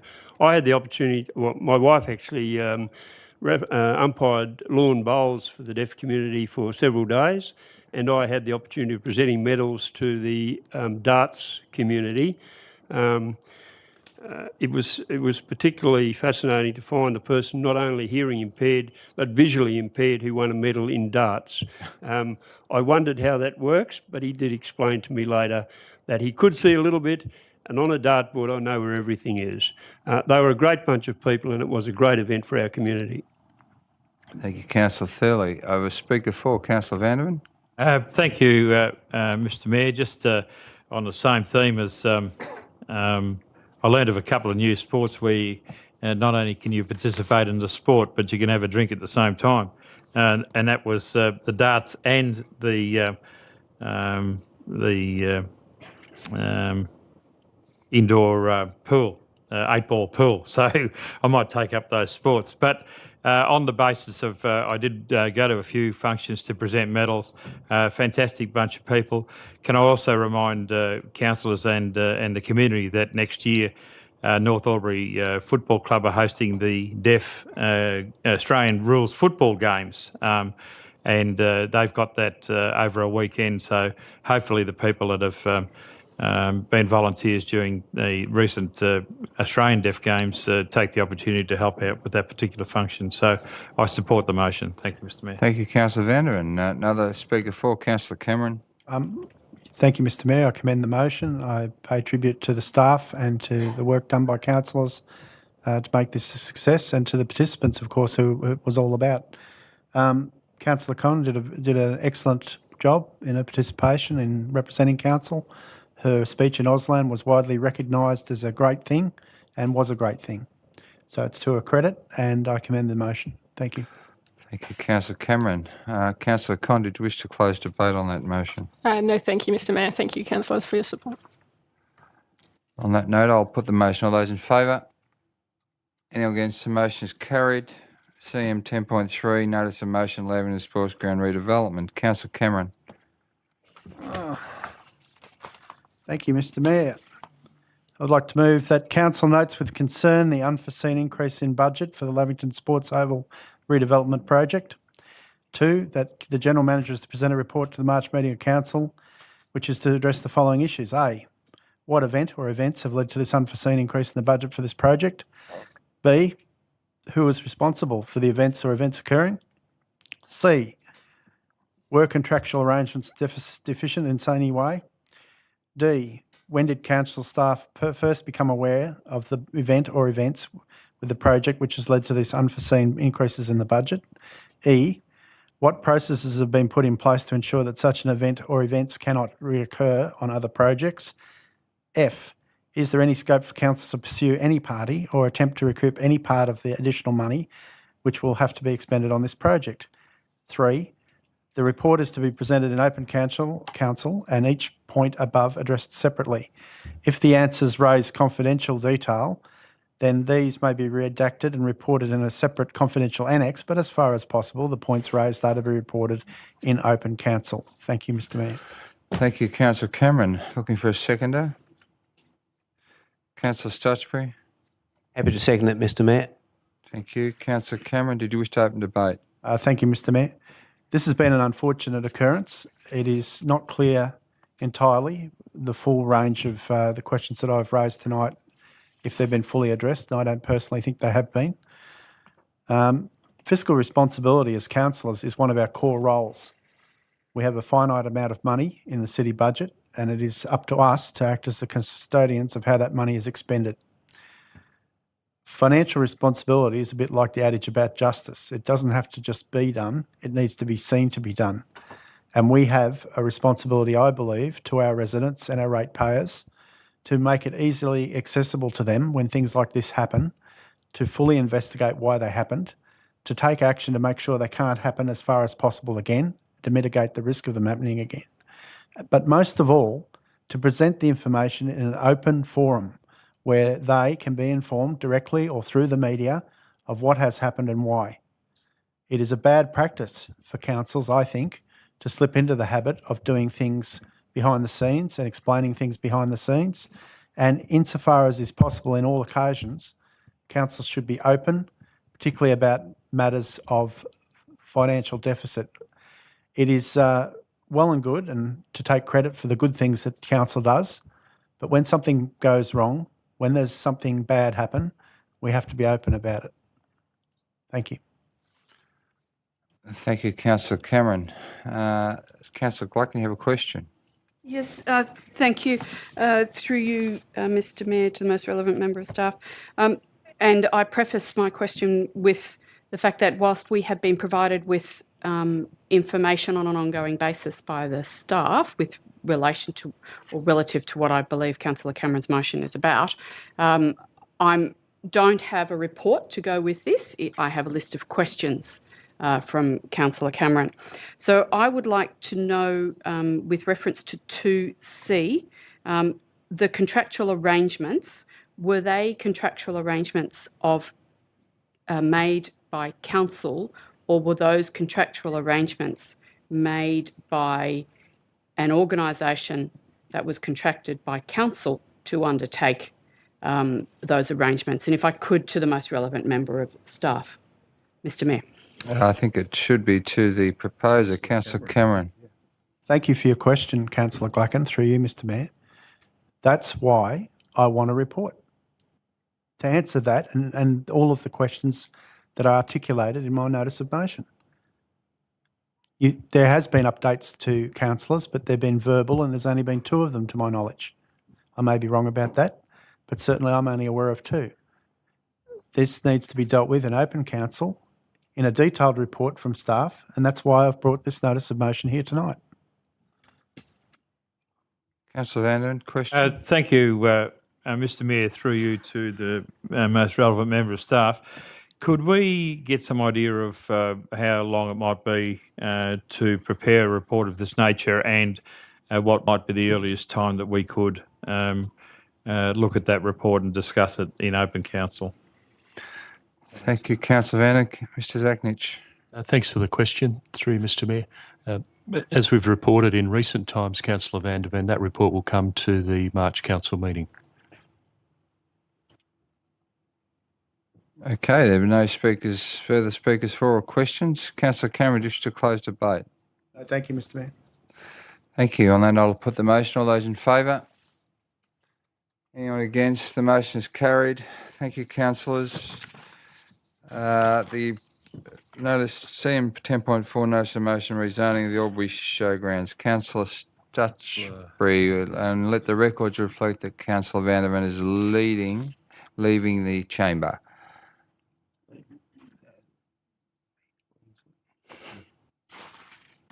Councillor Stutchbury.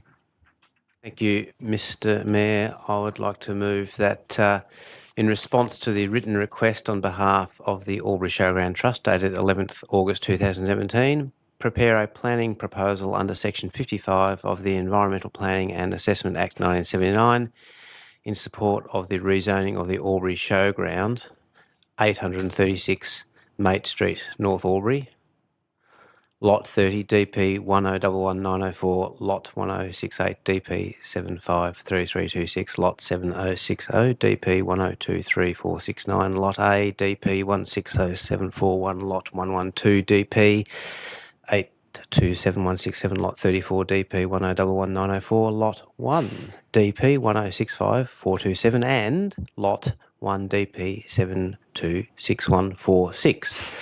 from R1 General Residential Zone to RE2 Private Recreation Zone under the Albury Local Environmental Plan 2010, with the planning proposal prepared and reported to the Planning and Development Committee within 3 months for further consideration in preparation for a request for a gateway determination to the Minister for Planning under Section 56 of the Environmental Planning and Assessment Act 1979.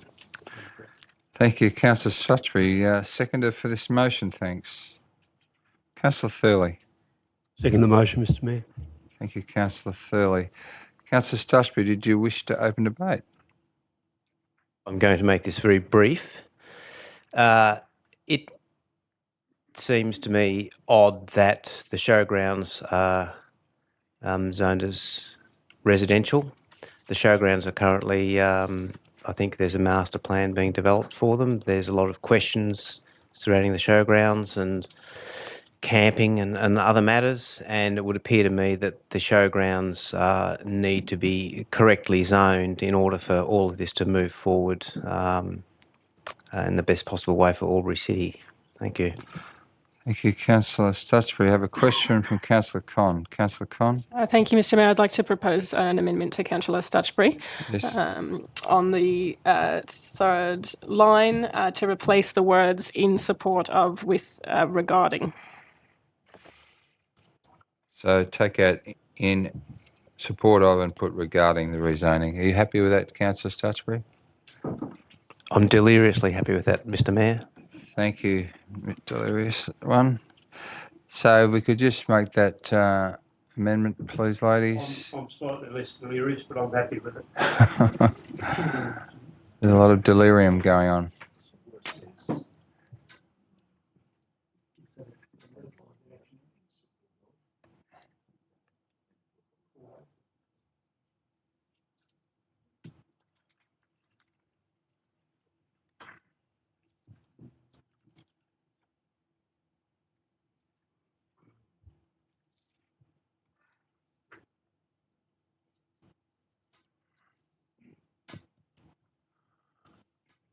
Excellent. Thank you, ladies. So I have another question. Councillor Glacken.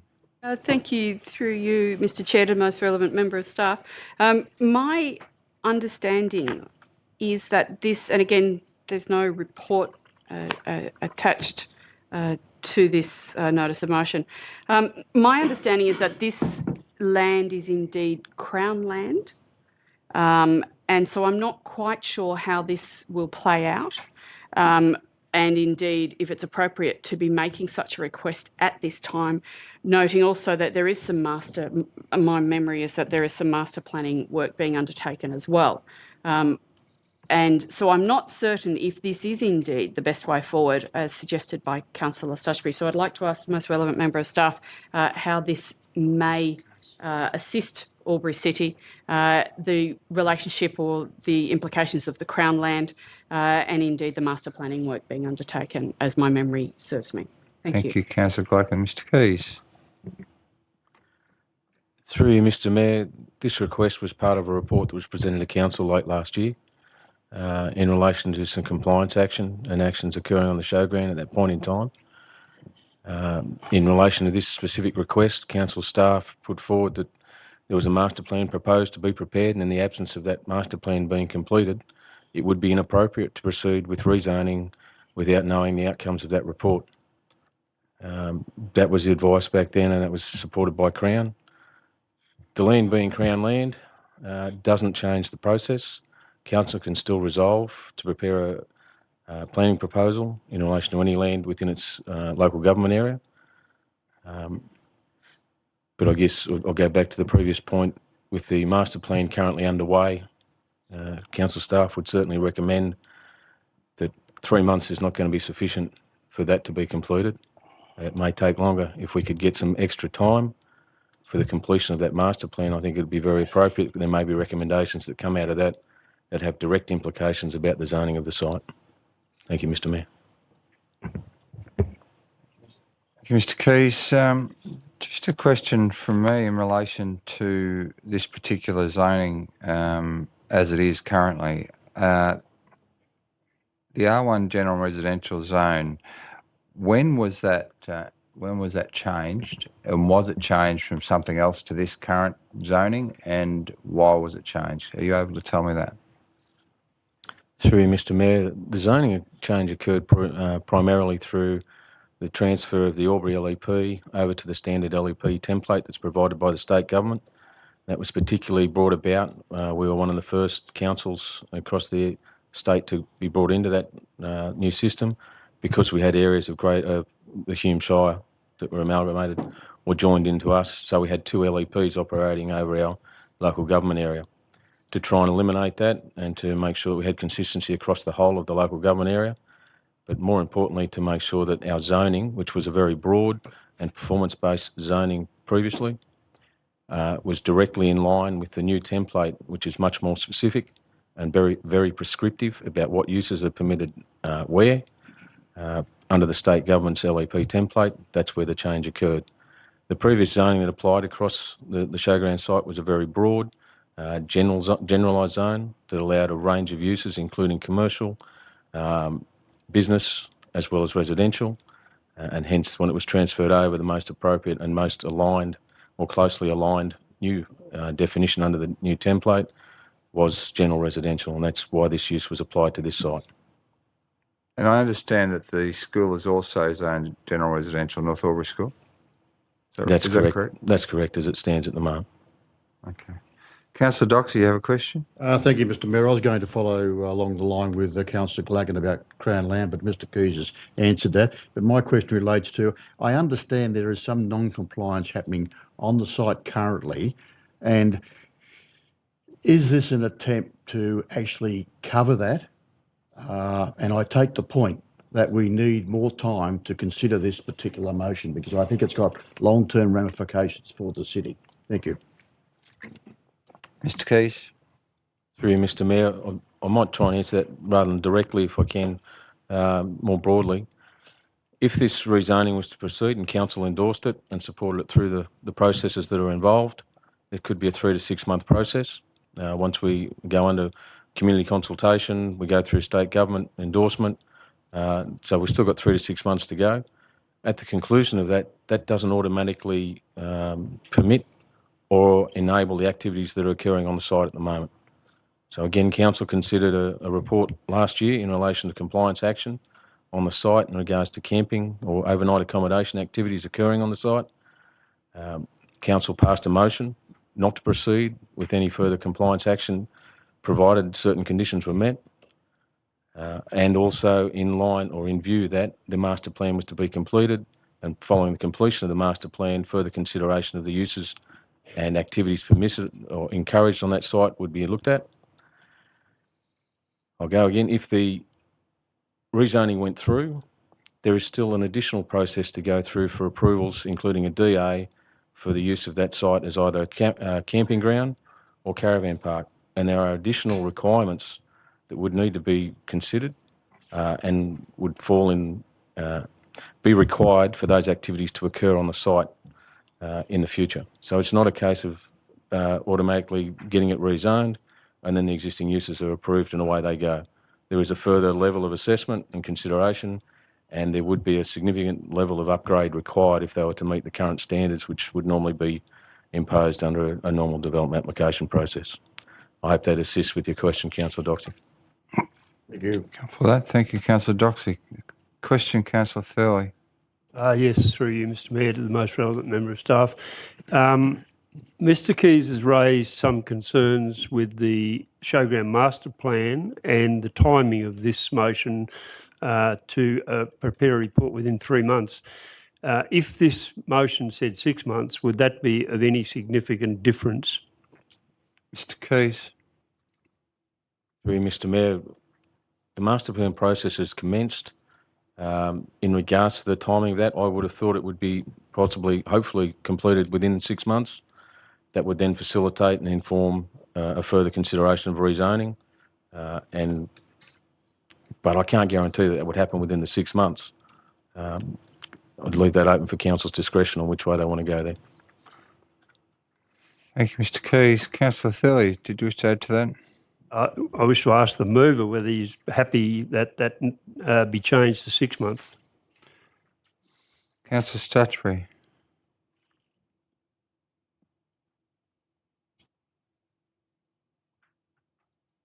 Yes, Mr Mayor. You're happy for that to occur? The seconder was Councillor Thurley. You're comfortable with that? Yes. Okay then, so can we change that to committee within 6 months, please?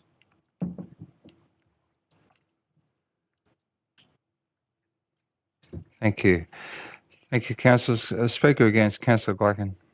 Thank you, through you, Mr Mayor.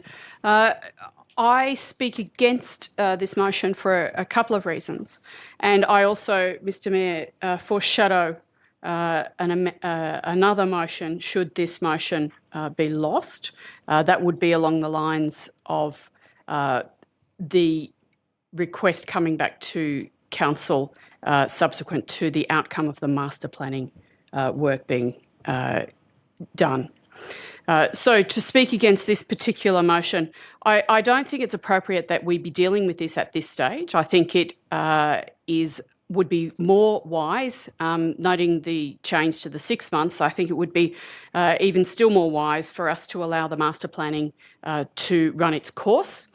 Clearly, we're indicating tonight that we want that to happen more in a very timely fashion, but I don't think we should be rushing this before that master planning work is undertaken. And I'm also very conscious of the fact that it is Crown land. I think that we need to wait and do this in the appropriate order, and this is not the appropriate order. So I will not be supporting this motion tonight, and I do foreshadow the alternative motion. Thank you, Mr Mayor. Thank you, Councillor Glacken. There appears to be no further questions or debate. Councillor Stutchbury, did you wish to close debate on this item? Just very briefly, Mr Mayor. I'm not sure if I heard correctly. I'll just make this observation, but Mr Keys stated that when this issue was being looked at some decades ago, that council or staff or both felt that the most appropriate, I think that was the word he used, the most appropriate zoning to use for a showground was residential. I think that's what he said. I hope I haven't misquoted him. Consistent with the zoning and the LEP. Yeah, I'm just personally astonished that a showgrounds could be thought to be most usefully classified as residential. And before I close debate, I'll just making an observation that we've debated 4 notices of motion tonight, and on 3 occasions, Councillor Glacken has bemoaned the lack of a report. I think that sometimes it's probably good for us councillors to exercise some independent thought and actions. I commend this motion to all of you. Thank you, Councillor Stutchbury. On that note, I'll put the motion. All those in favour? It's Councillor Stutchbury, Councillor Cameron, Councillor Mack, Councillor Con, Councillor King and Councillor Thurley. Those against? Councillor Doxey and Councillor Glacken. The motion is carried. Thank you, councillors. We could get Councillor Vanderin back in the room, please.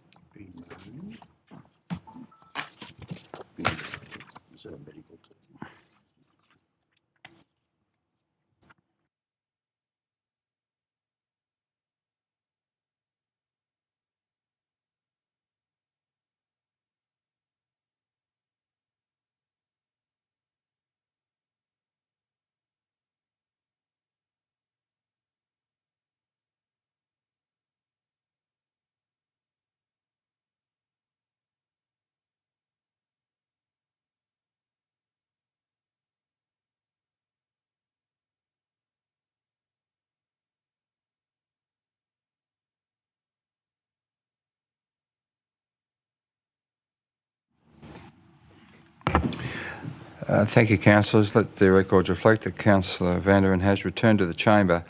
CM 11, there are no presentations of deputations. CM 12, reports and minutes of committee and working parties. We have documents for sealing. CM 13. Thank you, councillors. Councillor Vanderin. Thank you, Mr Mayor. Happy to move the council authorises the seal to be affixed to the documents outlined below. In the presence of 2 signatories authorised to affix the seal pursuant to Regulation 400, of the Local Government General Regulation 2005 and the use of the Council's sealed policy. A. Albury City lease to Autism Spectrum Australia aspect for Moresby Park Building, 405 Tarracan Avenue, North Albury. Lease commencing 1 January 2018 for 5 years. B. Certificate of Authority under the Swimming Pools Act for new starter Sonia Turner, Casual Ranger. And C. Albury City lease to Commonwealth of Australia represented by Department of Defence, Australian Air Force Cadets at Lot 27 Airport, Albury Airport for 5 years commencing 1 January 2018.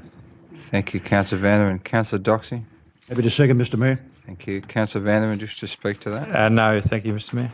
Thank you. No further questions or debate? Happy to put the motion. All those in favour? Anyone against? The motion is carried. Thank you, Councillor. Office reports for consideration, Sam 14.1, Joint Organisation Nomination, Riverina-Murray Region. Thank you. Councillor Glacken.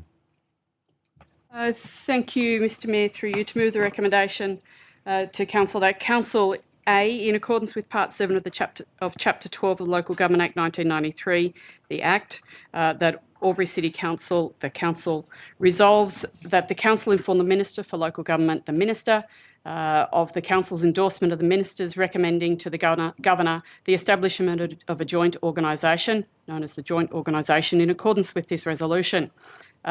2, to approve the inclusion of the Council's area in the Joint Organisations area.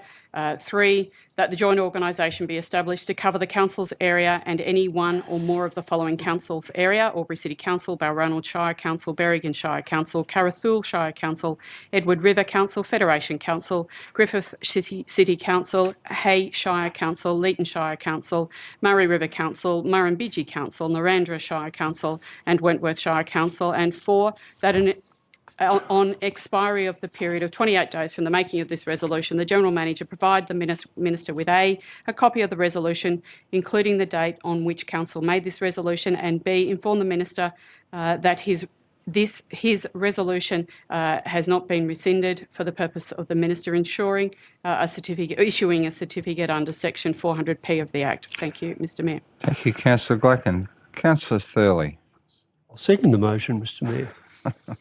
Thank you. Councillor Glacken, do you just speak to that? Yes, thank you, and thank you for the report to the staff. It's good to be able to read the background to all of this, noting, however, we have discussed this at Council on a number of occasions now. The concept of a joint organisation is of benefit to Albury City Council because it will be of benefit to our wider community, the councils and shires within our region. Being in a working relationship with them benefits us greatly. It's important for us to be able to work collegially together with the other organisations within this group, and it also provides benefit by way of funding from the state government to us. It offers us an opportunity to work consultatively with these other member councils, and for us, therefore, to be a stronger voice when we make representation to both the state and the federal government. So I endorse this recommendation to the council. Thank you, Mr Mayor. Thank you, Councillor Glacken. Councillor King, you have a question? A question through Mr Mayor to relevant member of staff. I notice that the Greater Hume Shire is not listed there. Is there a reason that they're not? Greater Hume Shire is part of the Riverina Regional Councils. They're not a part of the Riverina-Murray Regional Councils. Thank you. Thank you, Councillor King. Question, Councillor Stutchbury. Thank you, Mr Mayor. Similar question to Councillor King's. During the last couple of months, I received a couple of phone calls from councillors of, I think it's now the Snowy Valley Council, asking about whether they might be considered to joining this particular JO. Their name's not on the list either. I gather that their entreaties were either rejected or they changed their mind. No, we're not in the process of rejecting councils. As the chair of Ramrock, we were approached by them, as you indicated, but they've decided to consider their options at this point. And all the rocks have had an extended period by the Minister to the end of March at this point to consider their position in relation to what joint organisation they believe they belong to, because it's about their capacity and certainly their areas of interest. And at this point, Snowy Valleys are considering their options. But no, we wouldn't have refused their membership, but it would have been up to the Minister to certainly make a decision about whether they should be part of that joint organisation in terms of its current form and capacity. So, Thank you, Mr. Mayor, and Stutchbury. thank you for your superb chairmanship of Ramrock. Thank you, Councillor Stutchbury. There being no further question or debate, Councillor Glack, just to close the Yes, if I debate. may. I'd like to highlight that this JO, the joint organisation, includes councils and shires that run along the river and have. We also go further north of the river, but the primary reason that these councils and shires are in this JO are historic reasons, but also because of the water-related use within those councils and shires. So therefore, I conclude by commending again this recommendation to council, this motion to council. Thank you, Mr. Mayor. Thank you, Councillor Glacken. On that note, I'll put the motion. All those in favour? Anyone against? The motion is carried. CM 14.2, Essential Infrastructure Augmentation, Thurgoona Park North. Councillor Vanderman. Thank you, Mr. Mayor. I move the recommendation that Council A resolve that pursuant to Section 55(3)(I) of the Local Government Act 1993, extenuating circumstances exist based on site access, impacts on local amenity, project management, efficiencies and overall value for money, and that a satisfactory result would not be achieved by inviting tenders. B, authorise the General Manager to negotiate an agreement with Bowenville Developments Proprietary Limited to construct a 450mm sewer main within Stage 2 of the Thurgoona Park North Estate project. And C, authorise the Mayor and General Manager to affix council seal to any relevant documentation necessary to give effect to and implement the works. Thank you, Councillor Vanderman. Councillor Thurley. I'll second the motion, Mr. Mayor. Thank you, Councillor Thurley. Councillor Vanderman, just open debate. Yes, thank you, Mr. Mayor. This is obviously there's an opportunity here to actually save council quite a considerable amount of money and time on the basis that some works are already scheduled to take place in that area, and we've taken the opportunity to have some discussions with the owners of that development, and obviously I think that this is obviously probably going to save us in excess of $100,000 or more by not going through a tender process, and I'm sure that council staff would have negotiated a really good price to have this done at the same time as those other projects. So it's a win-win for both and get the job done that we need to done in a timely manner. Thanks, Mr. Mayor. Thank you, Councillor Vanderman. Councillor Thurley, wish to speak for? Just briefly, Section 55 is, we haven't often used it, but in this case, given the size of this development and the necessity to put in infrastructure to cater for future growth, and having a developer doing this subdivision, it would be complex and costly to bring in a separate tenderer to do the additional works that were required. So this is a very expedient way of getting the job done and saving money. Thank you, Councillor Thurley. There being no further speakers for or questions, Councillor Vanderman, did you wish to close debate? No, thank you, Mr. Mayor. Happy to put the motion. All those in favour? Anyone against? The motion is carried. Thank you, councillors. CM 14.3, report regarding safe access zones in Albury. Councillor Cameron. Thank you, Mr. Mayor. I move that Council A take no further action in regards to safe access zones, pending further consideration of the Summary Offences Amendment, Safe Access to Reproductive Health Clinics Bill 2017 by the New South Wales Parliament. Thank you. Councillor Doxey. Happy to second, Mr. Mayor. Thank you. Councillor Cameron, did you wish to open debate on that item? I'll reserve my right to speak. Thank you. Thank you. A speaker against, two speakers against. Councillor Con. Thank you, Mr. Mayor. Look, this saga's been going on in our community for years, and tonight we have a golden opportunity to finally put an end to it. In December, we had this debate at length. Some of my councillors doubted the quality of the legal advice that we'd previously received. We resolved to receive more. And fellow councillors also doubted the enforceability of the notice were we to implement one. Not only have we received further very legal advice that says that yes, we can do this, yes, it's constitutional. With regards to enforcement, we've actually found out that not only can council officers issue $100 fines, but the police can actually be called in to assist with moving people on. So this zone is enforceable and it offers a real opportunity for us to make a difference in our community. We can do this and we should. I often hear it asked whether this is an issue for local government or not, and I'd like to offer my fellow councillors an analogy. If the business in question were a butcher shop that were picketed weekly by vegetarians who harassed customers on the way in, who told them about their beliefs about meat eating, who tried to oppose the customers to eat meat, we would have dealt with this years ago. The council absolutely has a responsibility for the public amenity of the area.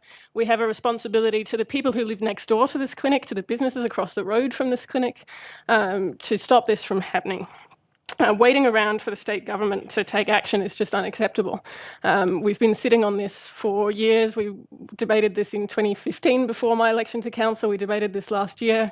If this motion before us is successful tonight, I will be moving for a safe access zone again, should the state government fail to take action. We should do this tonight and finally put this issue to rest for our community. Thank you. Thank you, Councillor Con. No speakers for at this point. Councillor Thurley wishes to speak against. Thank you, Mr Mayor. I won't go through my points that I've made in previous debates. It's been debated several times. I've made my points that this, to me, is simply a matter of medical privacy, nothing else. It is not a restriction of free speech. It is not about any other matter but privacy. And without using the butcher shop analogy, I did say that if it was a clinic dealing in sexually transmitted diseases and men were required to attend, it would have been fixed a long time ago.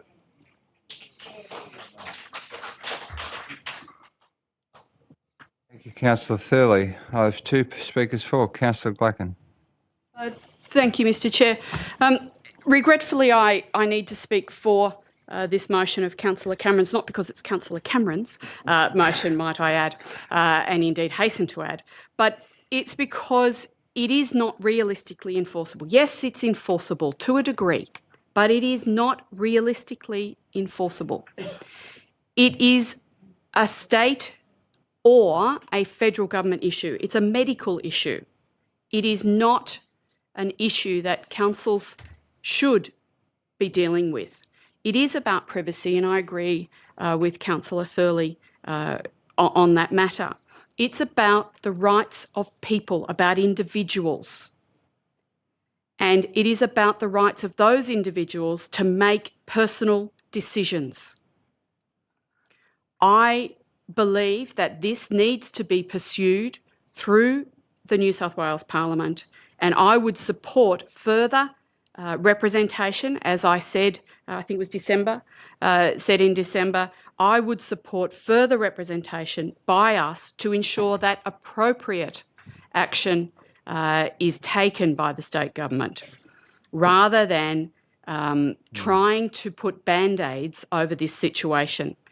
Councillor Con is absolutely correct that this has been going on for a very long time. It's not new, and it needs to be dealt with, but it needs to be dealt with once, appropriately, and once and for all. So that is why I support this motion, or I believe I will be supporting this motion tonight. And I look forward to a positive outcome in the very near future, and will continue to personally support action being taken by the New South Wales Parliament to deal with this, to enable people to have their freedom of choice and their freedom of privacy in relation to this matter. Thank you, Mr Chair. Thank you, Councillor Glacken. I have a question before another speaker against. Councillor Vandervan. Thank you, Mr Mayor. Through you to the relevant member of staff. Can somebody advise me, please, on the cost of the legal advice, noting that there was 125 points in the document that was provided to us as a result of that request for legal advice? And secondly, is there any indication, and I read the documents, that was there any certainty about the bill that's currently before the New South Wales Parliament of being successful? Do we have any understanding of where that particular law or proposed bill is going? Mr Keys. Through you, Mr Mayor, in answer to the first question, the costs for this legal advice from the Senior Counsel was a total of $14,000 at this point in time.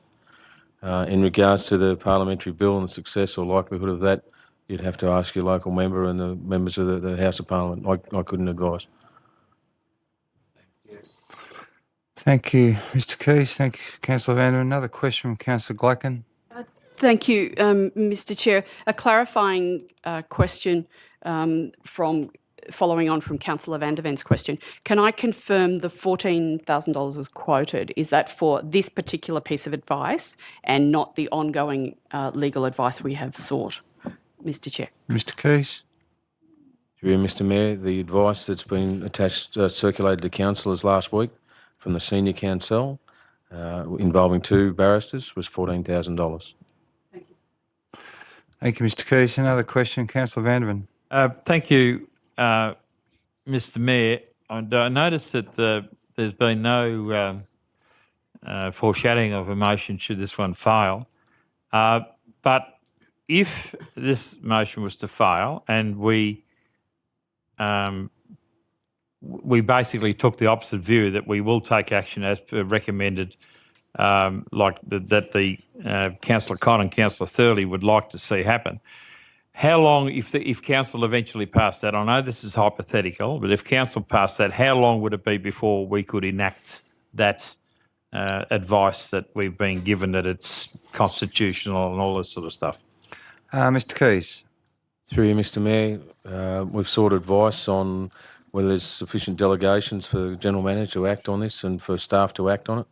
If, for example, Council was to consider the option 1, which is to proceed with the preparation and implementation of a Section 632 notice, then that could be enacted within a number of weeks.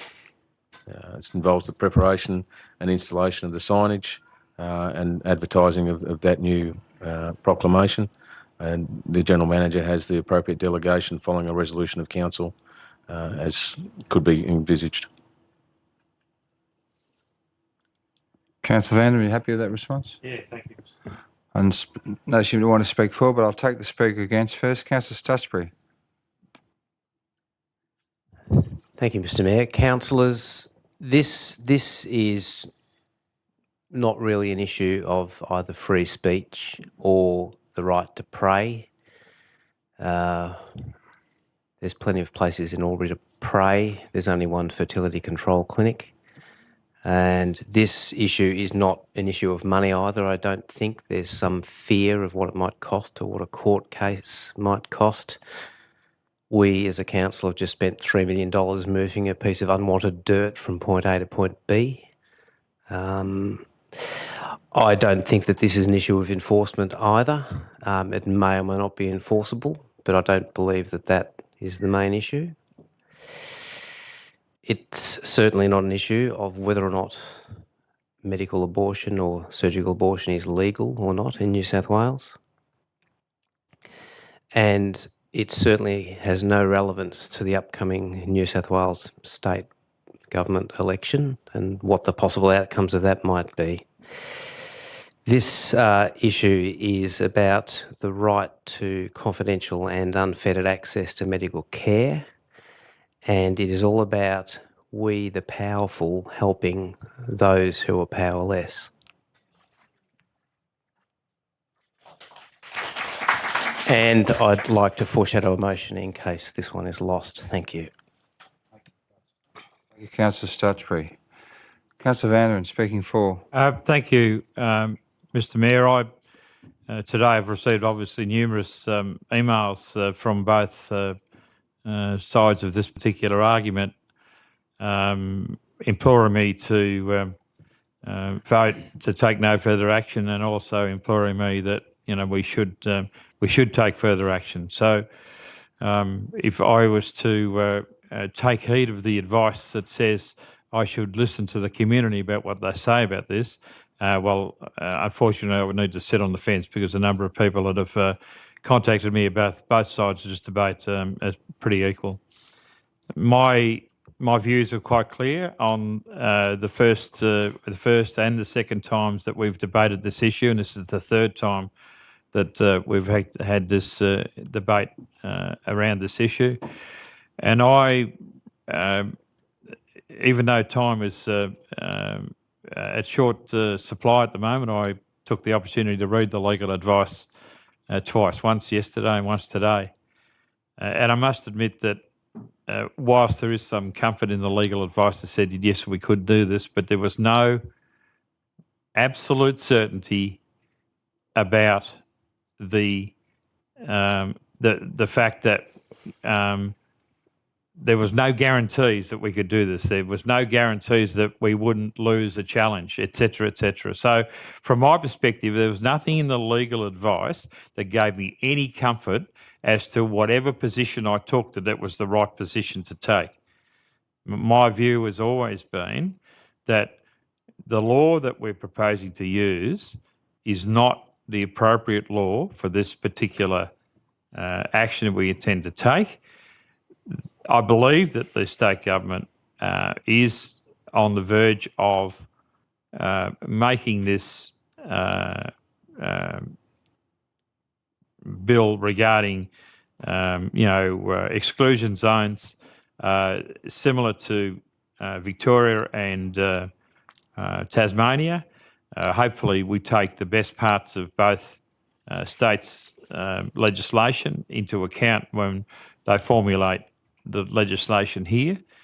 But I agree with Councillor Stutchbury, this is not about any of those issues. It's about the fact that I believe that people should have the right to have that medical treatment without interference. But I'm looking at the state government taking the lead on this, and I hope that our legal advice will be forward to the state government at no charge to them to help them formulate their future policy. But on the basis of all of the information that's been provided to me today in the legal advice, I have seen no reason to change my views. I thank people for their input and their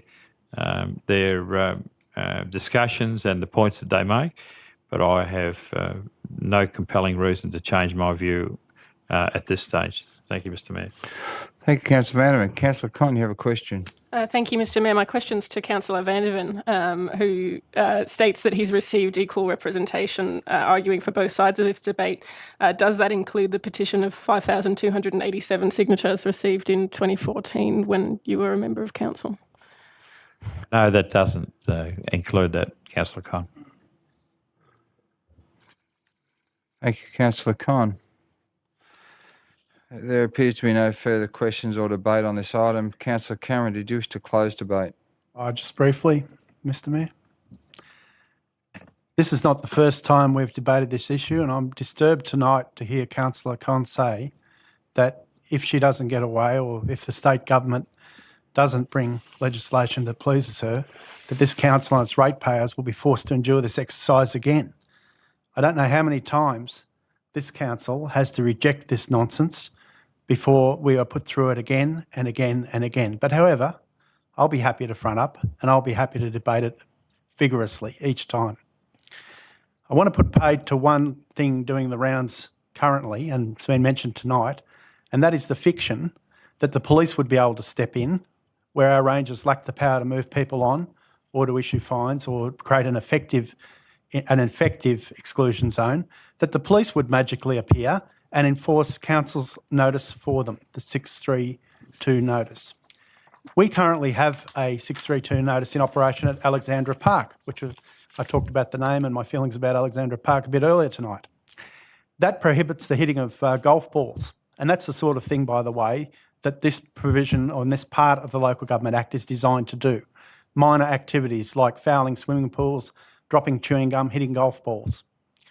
So if I was out at Alexandra Park hitting a golf ball and somebody rang the police, is there anybody in this Please be chamber quiet.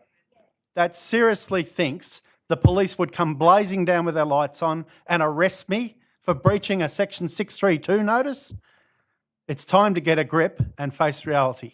The Local Government Act is not designed nor equipped to enforce these kinds of laws. It is the province of state governments. Now, a previous bill of the Greens in the Upper House in New South Wales was voted on late last year or midway through last year. And it included exclusion zones and it included the legalisation of abortion, which is currently illegal in New South Wales under Section 82 and 83 of the Crimes Act. I'm proud to say that that bill was defeated with the votes of 4 Labor members of the Upper House, and good on them. Enough of this nonsense. Let's vote. Excuse me, could we please refrain? Thank you, Councillor Cameron. On that note, I'll put the motion. All those for the motion? Those against? The motion is carried. Thank you. Sorry. Sorry, can I have clarification on that motion? Motion is carried. Thank you, Councillor Glacken.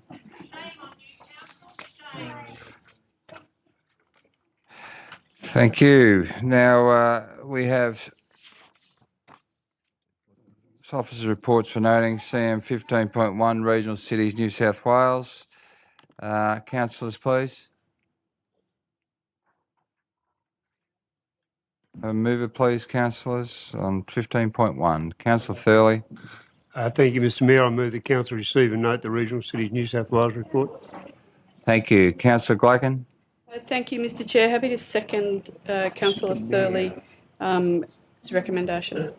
Thank you. Councillor Thurley, did you wish to speak to that item? No, thank you, Mr Chair. Mr Mayor. Thank you. There being no questions or further debate, happy to put the motion. All those in favour? Anyone against? The motion is carried. We have no delegates' reports for noting, and I've not been made aware of any urgent business. So we have one confidential matter. With one item left, Councillor Cameron. I'm happy to move on. Thanks. So I need a mover for this particular item. Thank you, Councillor Glacken. Thank you, Mr Mayor. Through you to move that we move into confidential, as it is a confidential item exclusive of press and public on the grounds that the matter relates to personnel matters concerning particular individuals other than councillors. And I note that it's item CM 18.1, the General Manager's 6-month performance review. Thank you, Mr Mayor. Thank you, Councillor Glacken. A seconder? Second, Mr Mayor. Thank you, Councillor Thurley. Are there anyone in the chamber that wishes to make a statement or submission regarding the reasons identified for this confidential item, CM 18.1? No, I'm happy to put that motion. All those in favour? The motion is carried. Thank you, councillors. I'll wait for the council chamber.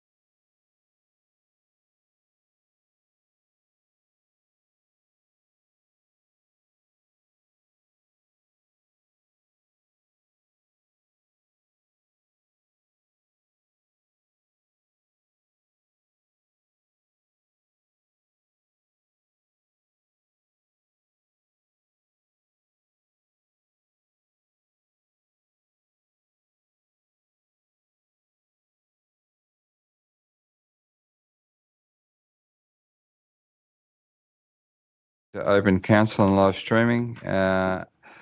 The following motion was put to council, moved by Councillor Con and seconded by Councillor Glacken, that council endorse the results of the General Manager's 2017-2018 6-month performance review. The motion was carried and the